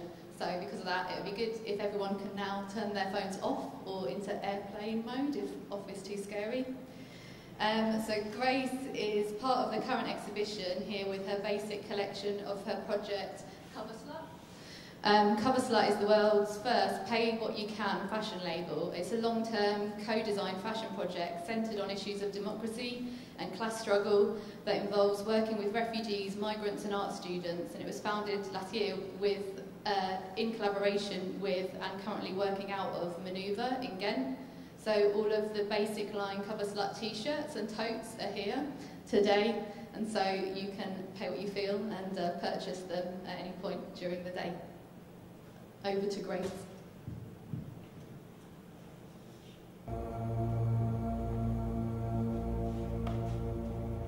Hello. You should now be sitting quietly in your chair. We will begin now. Thank you to Eastside Projects for hosting me, the leaders of the internet waves, and for your participation. I will start with a short introduction. Then we'll do a short ritual, economic healing for you and your workplace. And finish with some inspirational thoughts about the cost benefit buying and pay what you can structure to your artist run space. Sit back and relax. Pay what you can. Man is a social being. Factors such as political conflict, social tension, and economic stress affect health. Such factors are at least as important as biological factors. Frans van der Noot paid particular attention to these social problems in his brand of political party, relevant today as it was this time.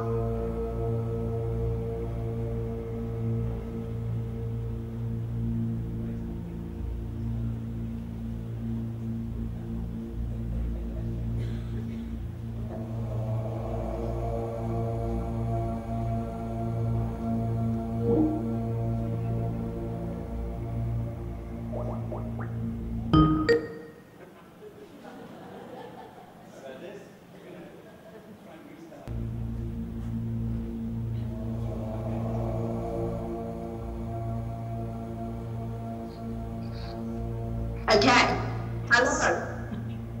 You should now be sitting quietly in your chair. Please make sure all your phones are switched off during this presentation ritual. Okay. Thank you to each project through the ethers of the internet wave, and for your participation in ritual. I will start with introduction, then we'll do a short review in your workplace, and finish with some inspiration about the cost benefit of applying pay what you can structure your artist and space. So get comfortable. Pay what you can. Man is a social being. Conflict, tension, and economic stress affect your. Such factors are at least as important as biological factors.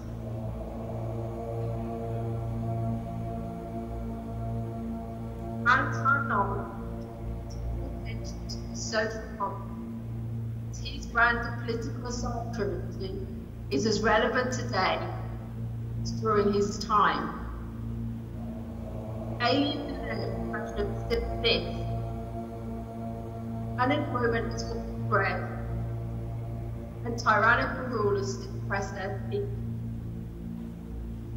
Mental illness results by take the political and social economic order.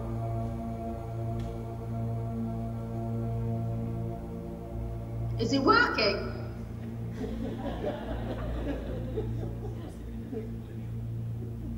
Okay, I'm going to continue.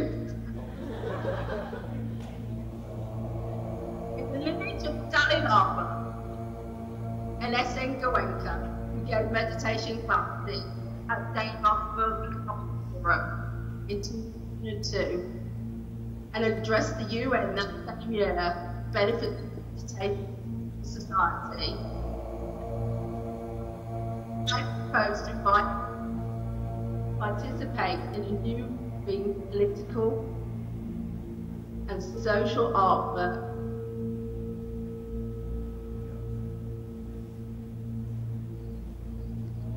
titled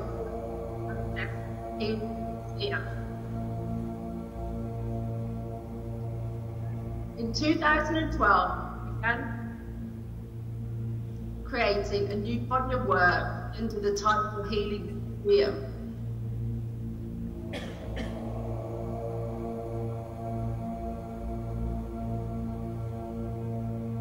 It came out of it to reintroduce shamanism and meditation.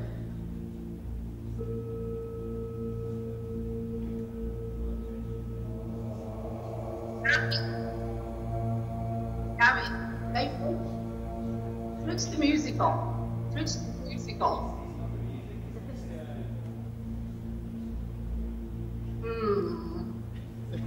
Okay, stop running back. I'll phone you up.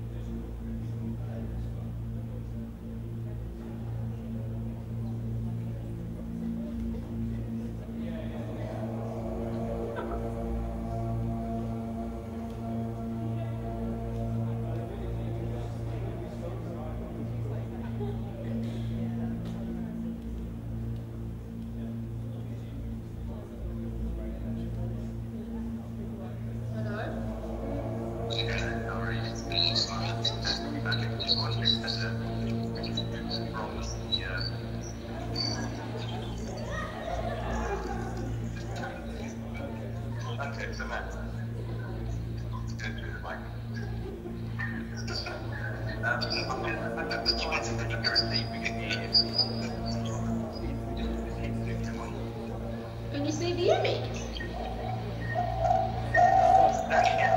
Can you see the image? No, we can't see the image.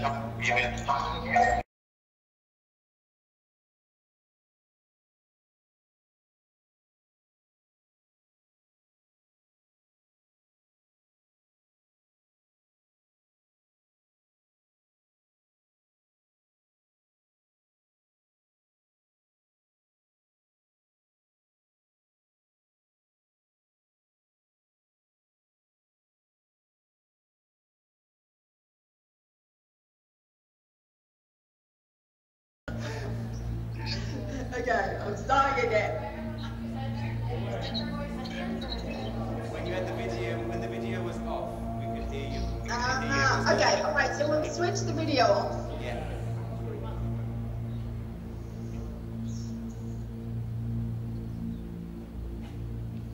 It's perfect music.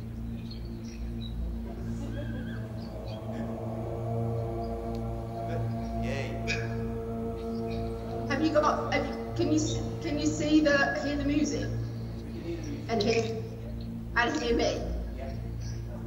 All right. Thanks, Greg. Sorry about this. Okay. Ready, steady, go. So hello. I won't repeat everything, but as I said, you should be sitting in your chair. Okay. So I was thanking Eastside Projects for inviting me to take part in this through the ethos of the internet wave. And I thank you for participation in this mind experiment. I will start short, formal introduction, then we'll do a short ritual for you and your workplace, economic healing, and finish with some inspirational thoughts about the cost benefits of applying a pay what you can structure to your artist-run space. So get comfortable, relax.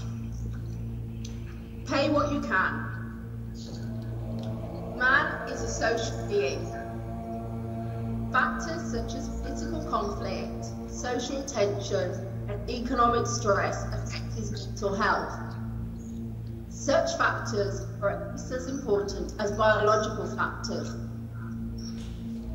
Frans Fanon paid particular attention to social problems, and his brand of political psychiatry is as relevant today as it was during his time. Alienation and oppression still exist. Unemployment is widespread by radical rulers who oppress their people. Mental illness cannot be solved by drugs, but by changes in the political and social economic order. This quote is by academic H.A. Yusof, whose writings on psychiatry are recognised by National Institute of Health in Washington.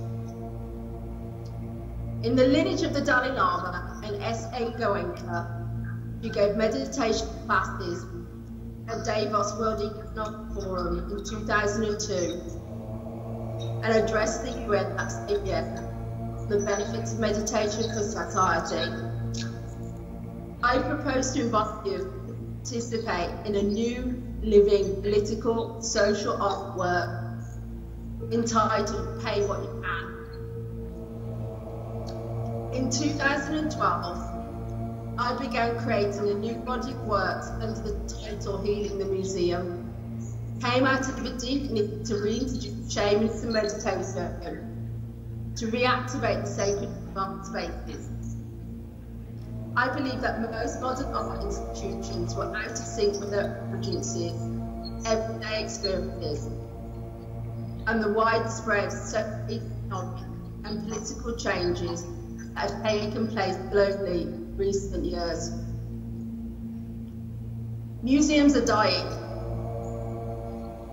and I see meditation as a way to reactivate the dying space, as a space for sharing, participation, and ethics. From prehistoric to modern times, shaman was not only the group healer and facilitator of peace, but also the creative, the artist. As an artist, I choose to do this kind of work because I believe that healing ceremonies allow us to weave together to educate tension, peace, love, equality, and harmony, to support social change, bridge social divides, and heal ancient, even around issues that have gone unresolved for centuries. So, now we're going to try a short experiment. I want you to close your eyes. Everybody sit back in their chair and close your eyes and focus on the area just below the nostrils and above the upper lip.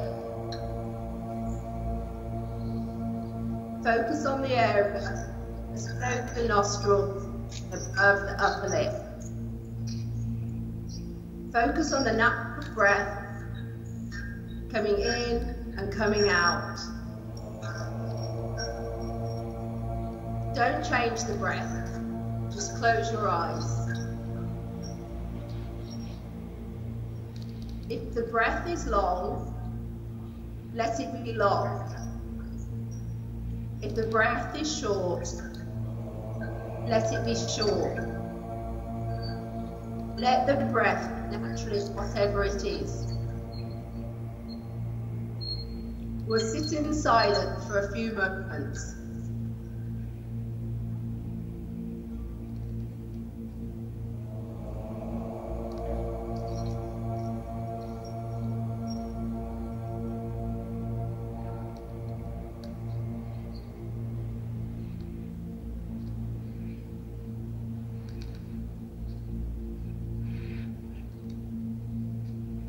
Now, with your eyes closed, I want you to think for a moment of your youngest living descendant. It may be your child, or a nephew or niece, or someone not complete your needs, but a child that feels like fugitive. Imagine the life of a person, the path to their adulthood. Imagine they have a child of their own. Picture this new baby coming into our world a few generations into the future.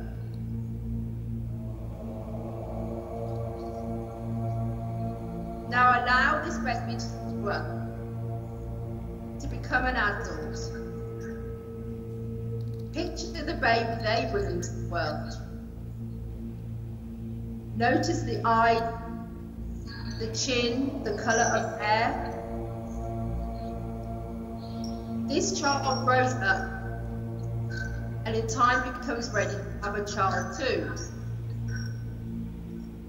What economic future can we hope for this child's child? Now see their child taking its first steps. Watch it mature from infancy to early childhood. Notice physical features, hair colour, complexion,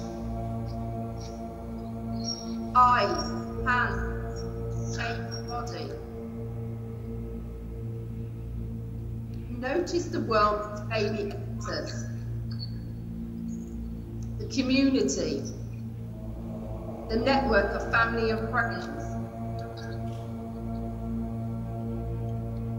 And now consider how dangerous a world this child lives in. A world bristling with weapons and dangers of every kind. This child might die of cancer, caused by the poisoning of the air they breathe or the food they eat. This child might die in some senseless war. Even now, although there is a nuclear war happening between North Korea and the USA, conflicts in Syria, Sudan, Afghanistan continue on. Women are being raped by Boko Haram and sold into sex trafficking in Russia. Millions of refugees try to escape hell, and millions of US citizens die from both obesity and starvation. And while this goes on, many people try to medicate themselves with antidepressants just to be able to function. And in the background, the response to the 2008 economic crisis, which relied far too much on monetary stimulus in the form of quantitative earning and near zero or even negative interest rates, there has been very little structural reform.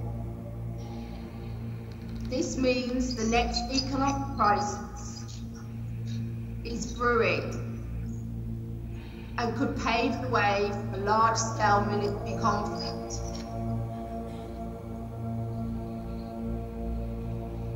Now, there's another thing to see in this child's face.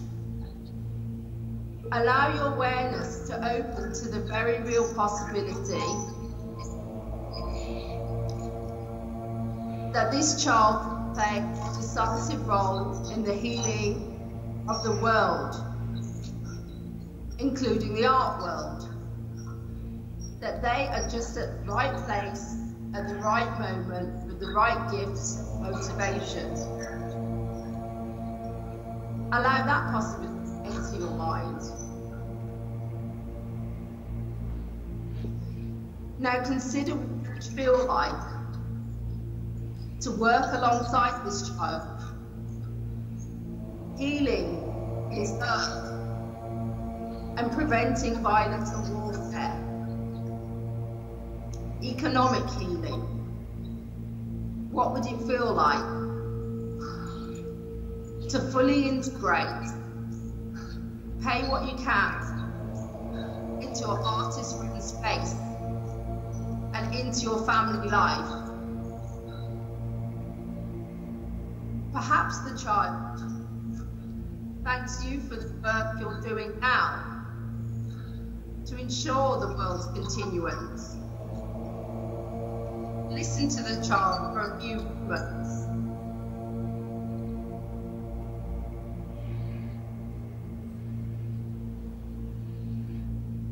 And imagine that this child now lives in a world that is free of imminent threats of economic crisis. Poverty has been eradicated, water is abundant, oceans are diverse,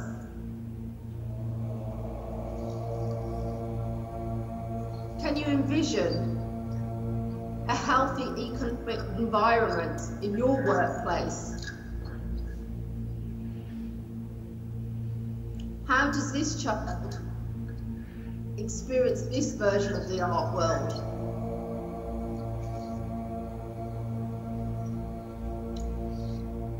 What do you tell the child that you got out of the Multiverse Summit this weekend?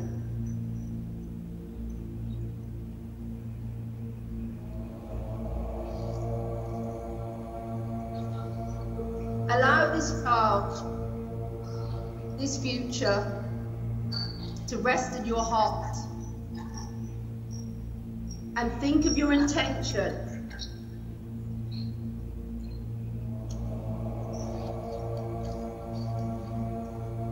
For your time at the Multiverse. Invite your descendants to hold this intention with you, to stand with you. Repeat it 3 times as the present truth,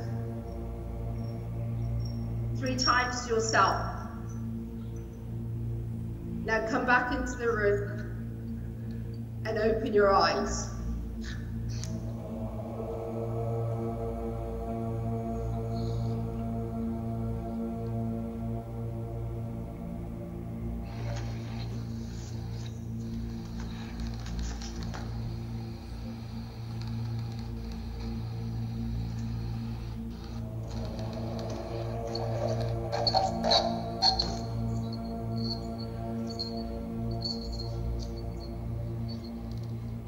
I will leave you now with these last 4 things to think about as the staff of Eastside Projects hand out paper and cat stickers.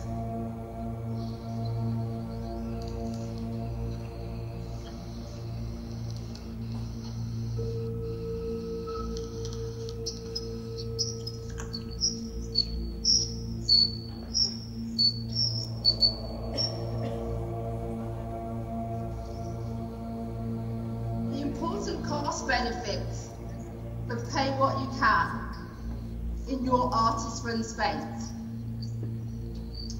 With Pay What You Can, you attract a large number of potential visitors through word of mouth. Number 2, you will differentiate your artist-run space from competitors using Pay What You Can as your unique selling point. Number 3, most importantly, there'll be no barriers to entry, allowing your visitors to try exhibitions and events for nothing except for what they think they're worth. This builds trust,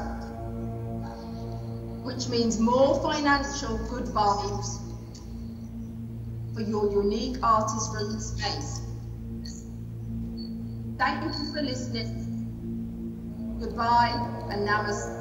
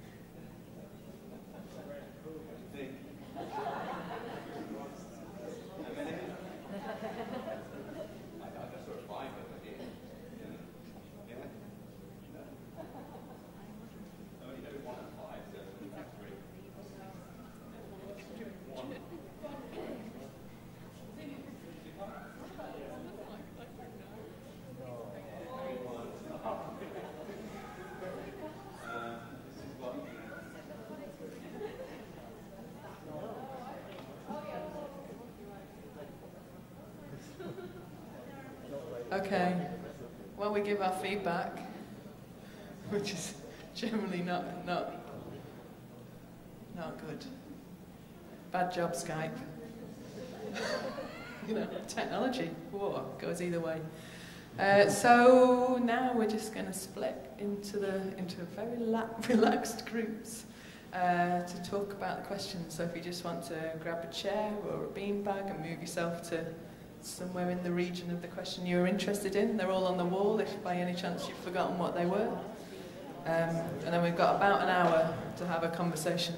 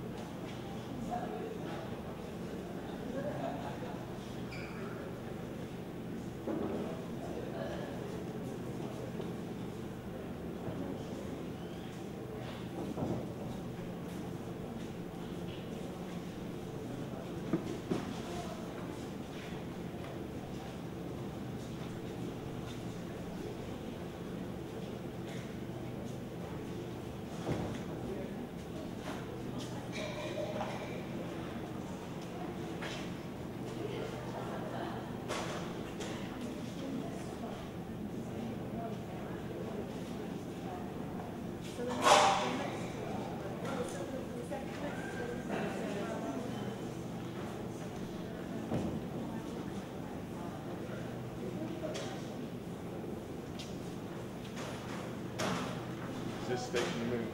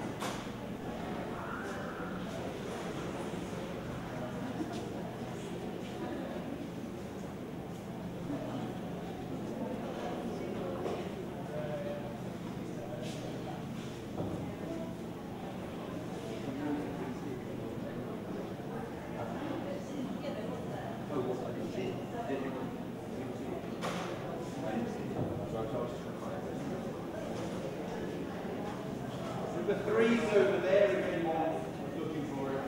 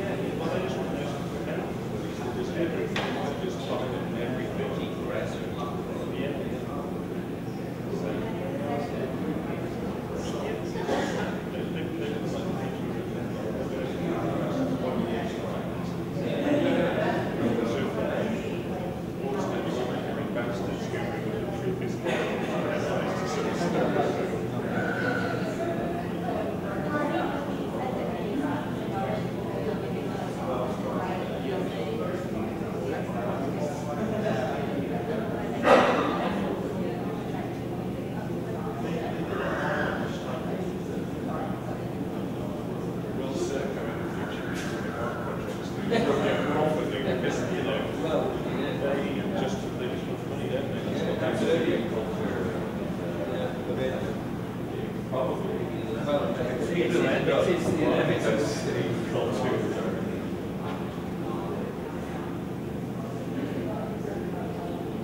this point, I think it's best to just carry on trying to do the second one, yeah, is by saying against the employees a critique, or is it just a weakness in that?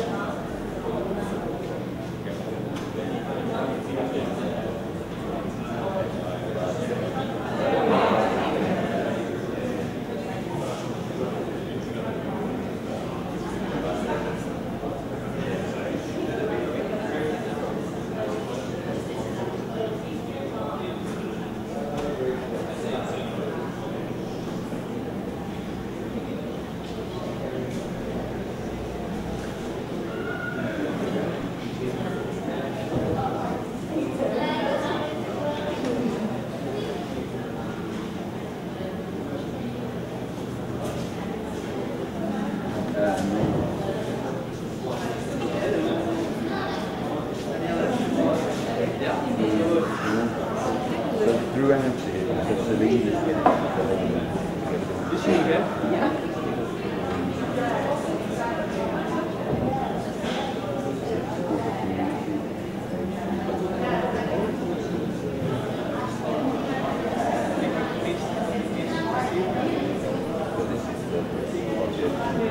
and in the end we realised one of the things was they didn't really know how to organise them, so we took on the idea that we would invent a shape and create an archive for gave them a full library unit to build by And it's not going to be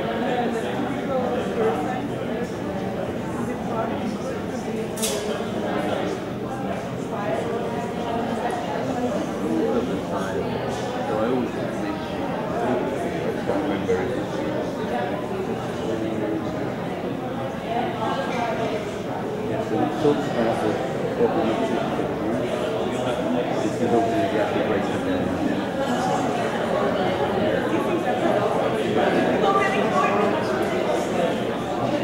So we, I mean, I worked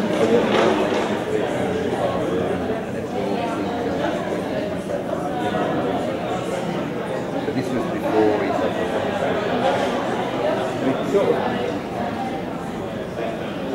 sort of describes the problematic for me.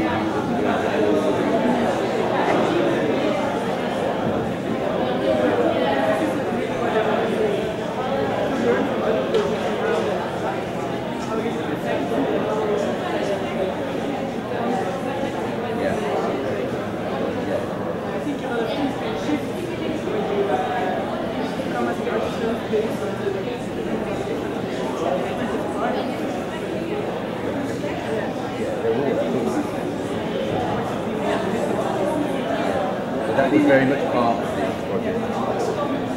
So that's what covered there. That's like the methodology.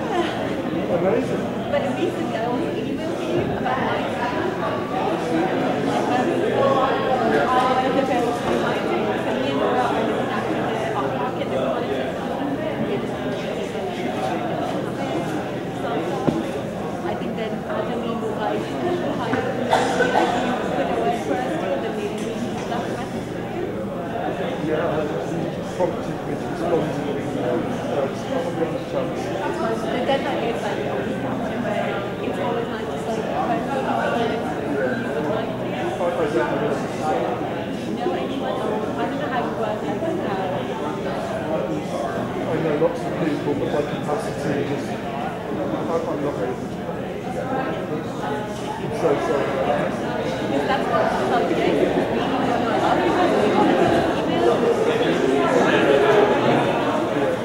all of the issues I've made over the years, I don't have copies of them distributed by the galleries around the world.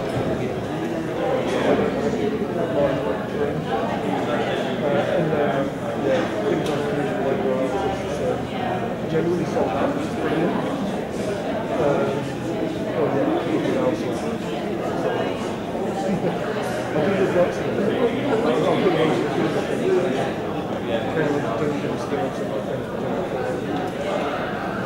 next one we do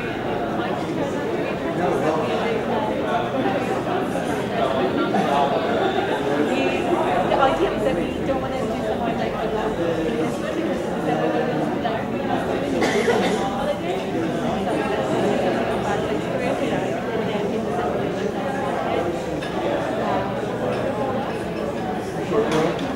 if you want to invite me to do a talk, I'm very happy to do that because I've got talks ready to go.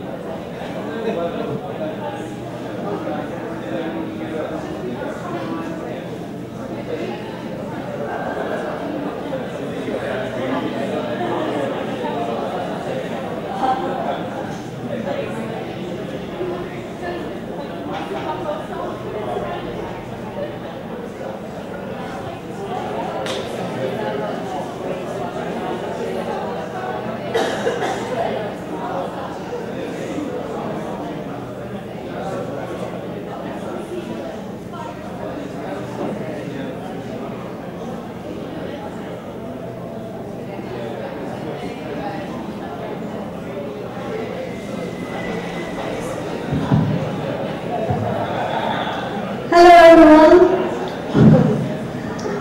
I hope you've felt watered and caked. We're going to do something similar to what we did yesterday in the feedback sessions. And we're also going to try and bring out some declarations or points that we want to take forward, either as individuals or organisations.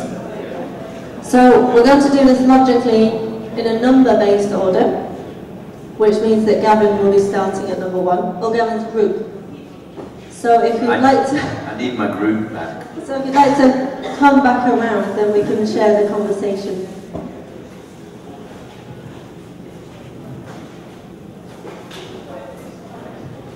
We're going to do roughly 5 minutes for each because we do want to finish on time. I know people have got trains and flights that they need to catch. And I say I need the group back because we really didn't take notes, foolishly. But it was a very enjoyable conversation. It was a very rich conversation, I think. So I might pass it round to get a few other opinions.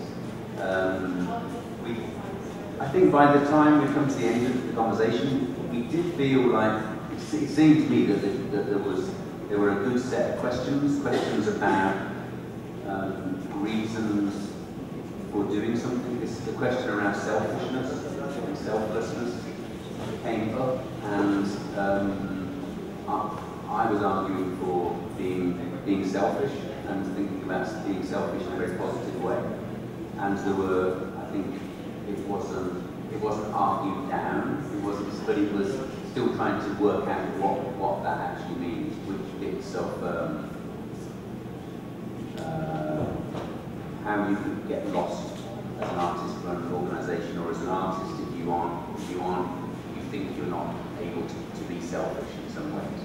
So there's definitely another element there. We talked a bit also in relation to that about the artist placement group and the idea of artists and non-artists, and the interesting conversation of whether there are people who are artists and people who aren't artists, and sometimes there might be a bus driver who does also think of themselves as an artist.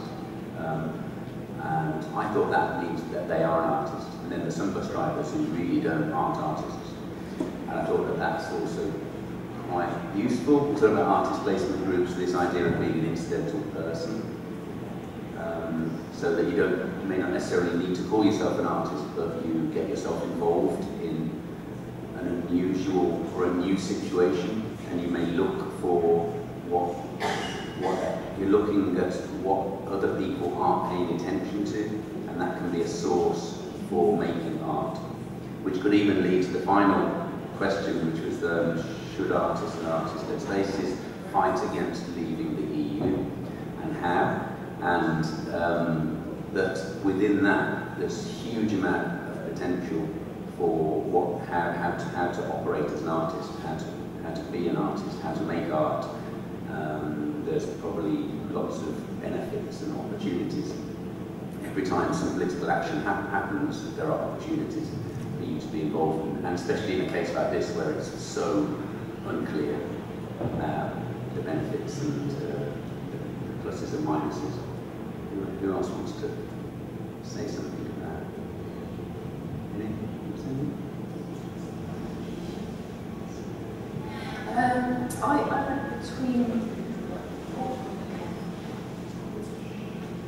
I went between group 1 and group 3. For me, there were quite a lot of connections, and education was something that I was quite interested in discussing. Oh, okay. Yeah, education was quite quite important to both those discussions and the existing education system and how artists, the insularity of the art world and the fact that, you know, it's very, like Gavin was saying, it's very easy for artists to be taken off course if they're not selfish.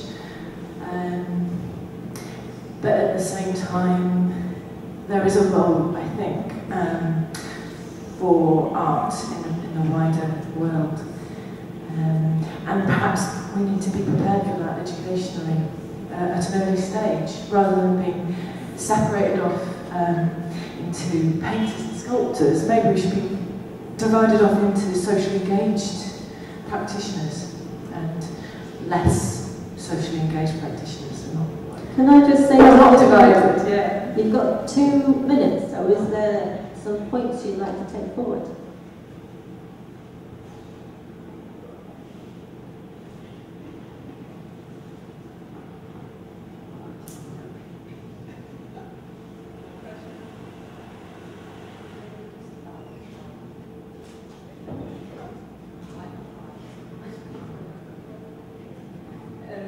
When we're speaking about Brexit, we're just thinking that's a very small issue. Well, not a very small issue, a very big issue, but just one. But thinking about how artist-led spaces can influence wider policy and cultural policy, and yeah, and we were talking about ways that we might be able to do that. So there was a few like practical suggestions which I think would be helpful to take forward. Which one?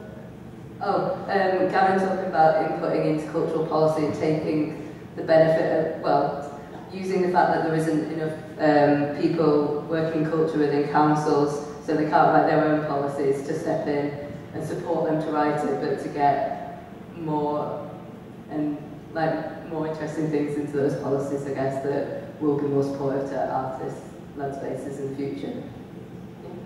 Thank you very much, Group 1. Let's give them a round of applause.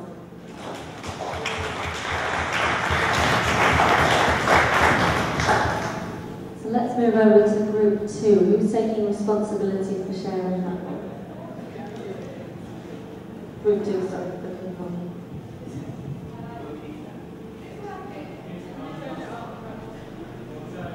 I think okay, so this is that. We've got 5 questions, and we answered most of them. We also had a bit of a tangent, but we did come up with some kind of resolutions or kind of potential steps towards resolving some of the questions, or addressing them. So number 1, is there an issue with BME engagement in artist-led space? Yes, there is. And so it was commented that, you know, one BME or person or POC person is not enough in an all-white organisation, and actually sometimes just having one person that can cause more issues for that individual and also for the organisation, so we need to resolve that. So steps towards resolving it, try to open up your space, ensure that your public programme is actually engaging with a broad public and is representative of the public that you serve, understand the landscape that you're working in, set up better HR systems, processes of accountability, change the way that artist-led spaces recruit.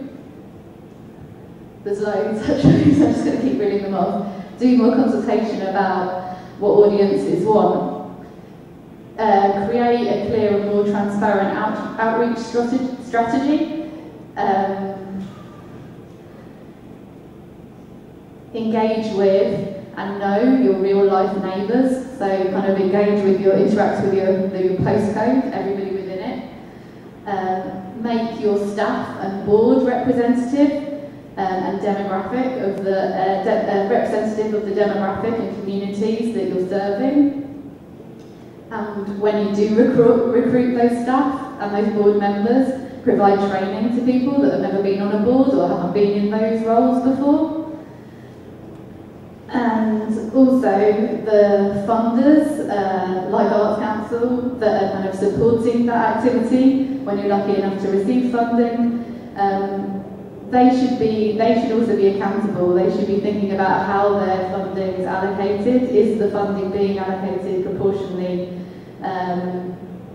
to the wider public they serve? Is it kind of divided amongst organisations that are doing different things and approaching things differently? Something that came up as an example of kind of good practice or a good idea was the Look at Art Get Paid project at RISLI, which stands for Rhode Island School of Design Museum. And they invited guest critics that were non-regular gallery goers to come in and kind of evaluate the activity and critique it. A couple more points for that first question, that it's not just an artist-led issue, so it's a wider issue across the arts, and actually is the responsibility of artist-led to set a precedent, can we? If artist-led are setting those precedents, maybe it's the responsibility of the larger scale artist-led institutions, so somewhere like Eastside projects. And it's like not just an issue with BME, it's like diversity across the board. How long have I got? 1 minute. Okay.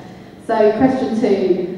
Are we predominantly a white, mediocre country? Can we do something about that? And we've kind of said that that question kind of is sitting in the context of this illusion that the UK is a meritocracy. There's like more to address before we even think about why or think about the conditions that are maybe making this white mediocrity. You spoke about it being kind of equivalent to, or like sitting alongside black excellence, like they could be kind of the same thing or something. What can we do to address it? Ensure that there are more measures to level the playing field and support people kind of entering into it. This is another question actually. How do we more regularly rotate cultural gatekeepers? So one example that we had was the Scandinavian model. So like having appointments and roles limited to a maximum 5-year kind of tenancy within those roles. The other thing that we thought we could do was end austerity and abolish tuition fees. Number 3, how do we as an arts community uphold an atmosphere of care in a culture of calling out? So there we were questioning what that question actually meant, but I think we were thinking that to enable people to call out, how can we care for those people that are trying to do the calling out? So unionisation, and if we are doing that, do we actually need to create new unions? Does there need to be a reformation of unions? Do they need to be more localised, specific unions? Do we need to create anonymous forums as well for that to happen? Maybe there's lots of things that could happen. An example of something we could do, something really straightforward, is to kind of create a hashtag for a collective voice. It's been kind of utilised already, it seems to work, it's really straightforward. All artist-led spaces could be part of that. I think I'm going to have to stop here. But yeah, we've got more points, so we'll add them to the Google Drive. Yeah, we'll add them to the Google Drive, and also please feel free to take a look at them afterwards as well. Yeah, cool. So thank you and a big round of applause.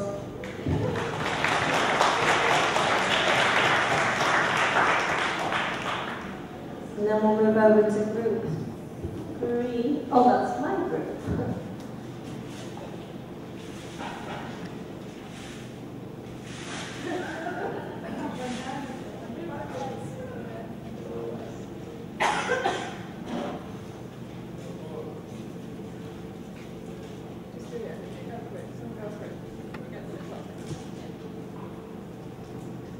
So essentially we were having a conversation about, the proposition was, can you care too much, was the first question, and it was quite interesting for us to think through that. But I'm going to quickly read some of the declarations out, because I think we're coming very close to 5, and it's hot. So one of the first declarations was, more external, so external individuals. The mention of a psychiatrist in an institution was quite interesting, I thought. Usually you see it as its own sort of like hyper-institutionalized thing, but having psychiatrists so that they can be there, the notion of something operating within like an arts organization. The second declaration was define boundaries, and I think that applies to like everything we do, everything we.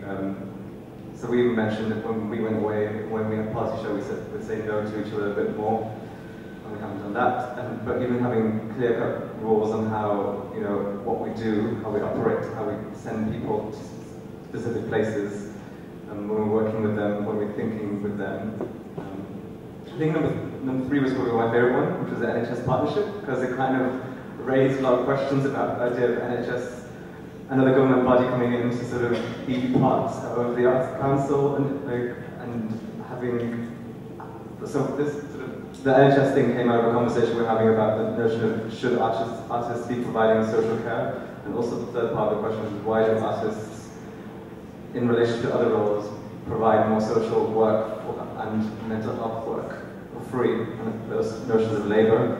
So we thought, someone bravely mentioned the idea of an NHS partnership because we are doing that work, and that's a very interesting thing that we're actually taking on this role, but a therapeutic role, I guess, to some extent. But we're doing that within at the very same time that there's huge funding cuts for the NHS and for the sort of mental health support and support for homeless individuals who live right here in Digworth.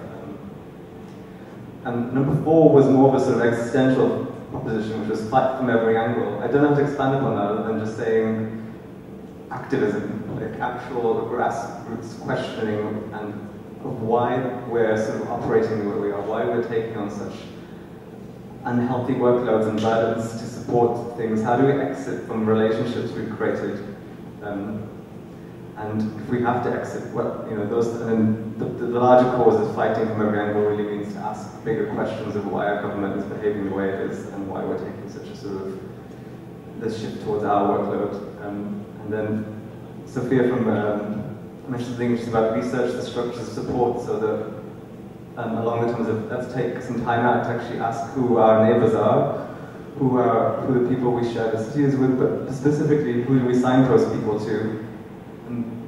Proposition 5 and 6, which I think Gavin will really like number 6, which is a user manual for social engagement. But these things should be provided from what I put in air quotes them, what I'm talking about as funding bodies, should be providing us with very specific tools and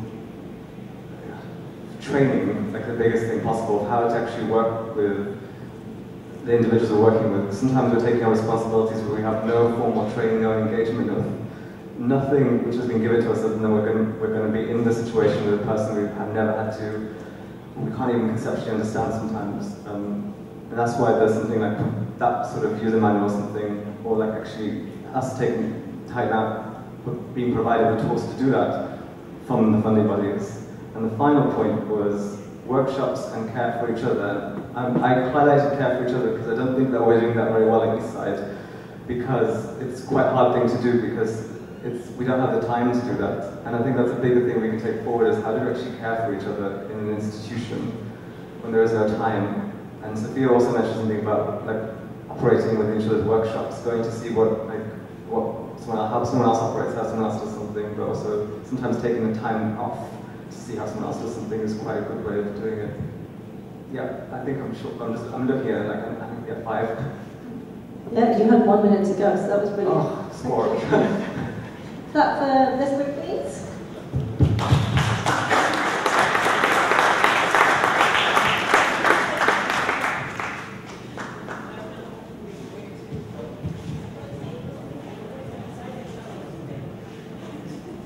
Ooh. Someone needs to take over the Google Doc, Eastside people.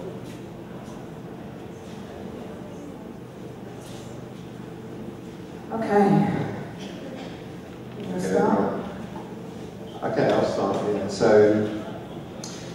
in our group, we are tackling issues around value systems for artist-run projects? How do you feel about working for free labour? Questions around how we can be in ethical organisations. How much do you want to earn as the leader of an artist-run multiverse? How can a distribution of forces lead to a stronger artist-run multiverse? And how can artist-led activity intervene in policy? And how can it galvanise its sort of collectivity to have an impact? Our questions were really broad, so we ended up having a range of conversations that generated far more questions than we were able to answer. So I'll just look at the diagram here and just sort of reel off. I'll do the cop-out option. One thing we were talking about was what is the consequence of taking voluntary work, and because if work is voluntary and people fulfil that role, then the work happens. So it starts to be something that breeds itself as a culture. So is that something we should address as a community? Should we work for free?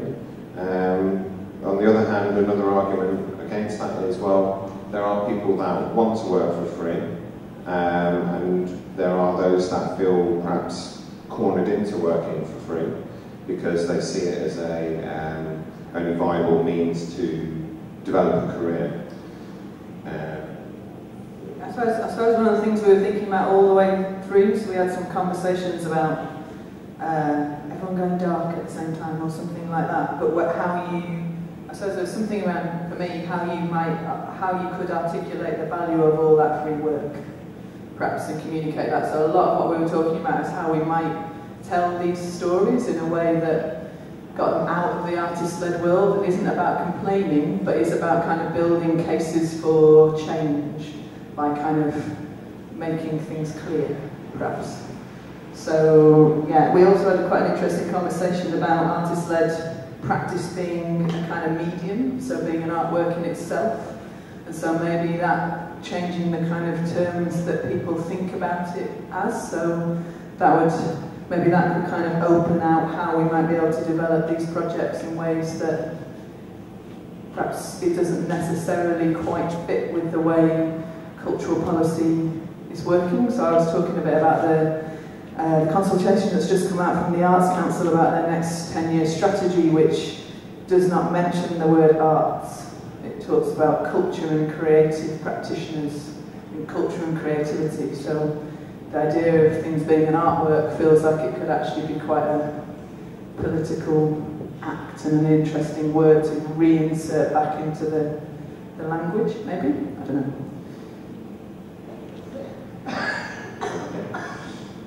Following on from that, we had discussion around artist-run organisations needing time to sort of research and develop their endeavour. Then we thought, well, maybe the projects are themselves living research and development projects. That's kind of what is at the heart of artist-run organisation, I suppose. It's an experiment, it's something that is counter to existing models of operation, project working, so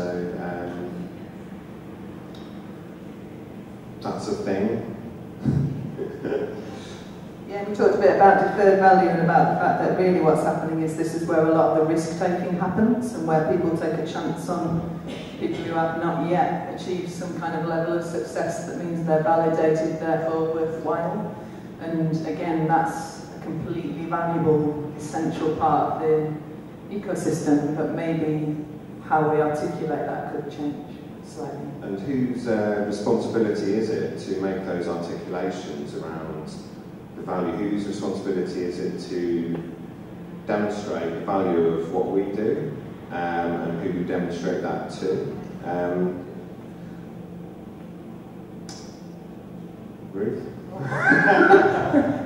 Yes, so we kind of, I can't read that one because it's upside down, my brain's too tired. We sort of talked about supporting each other in small ways as well. So we were trying to think of declarations and sort of struggling, because it had just been really, really good conversation, but a very wide-ranging one. We talked a bit about degrowth as well, which goes back to doing less, that Sajan's just been talking about. We talked a bit about supporting each other in small ways and how you might create space to meet each other, which I guess is about sharing good practice or building those stories or sending those stories into the world, whether they're real-life spaces or not real-life spaces. Starting from the things that we do now and being really positive about it, so not complaining, but going, there's all this amazing stuff that is produced by these people. Everyone's working in lots of different ways. Notice it in a different way. But sharing resources was the other thing, building alliances with people who are outside of the arts, or outside of the arts there, but also outside of the arts, and whether there are ways that resources could be brought in through different sorts of partnerships and different sorts of conversations that might be about sharing good practice that doesn't exist here but might exist somewhere else. And then we had a little chat about a guild and about something called New Medievalism, which is about kind of working away from statehood and whether actually that could be an interesting, to kind of create your own state, your own kind of, I don't know, thing, space, locality that isn't necessarily to do with geography, but it's to do with something else. There was one other interesting point made. When we're thinking about how we demonstrate the value of artist-run endeavour to policymakers, what's the best way of doing that? And perhaps it's not so much about trying to generate data and metrics and sifting that all into something that we think will be palatable for policymakers, but actually talking to policymakers to try and change their attitude or how they frame and view the work we do, so they can actually do that work around the data and the metrics, because that's not playing to our skills. Great, that's about it, I think. Yeah? Okay.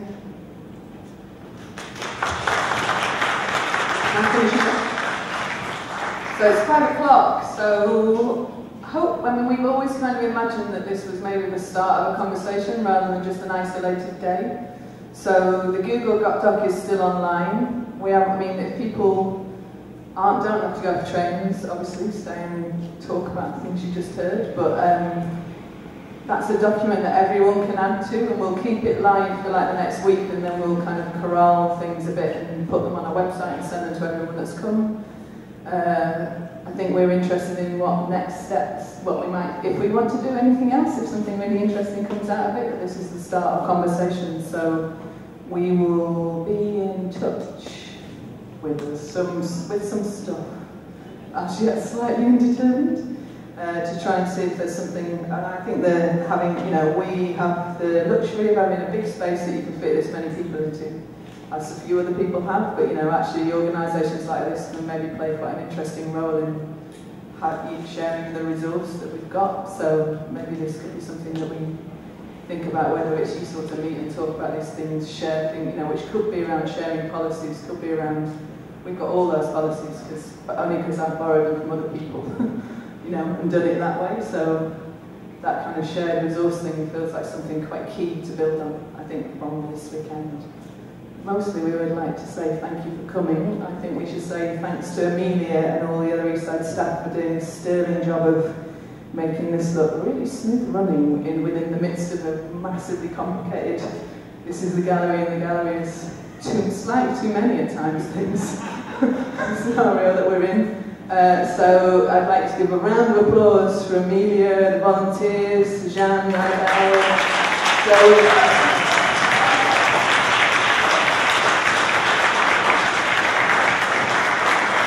now I'm going to over to Ringo. I've said everything.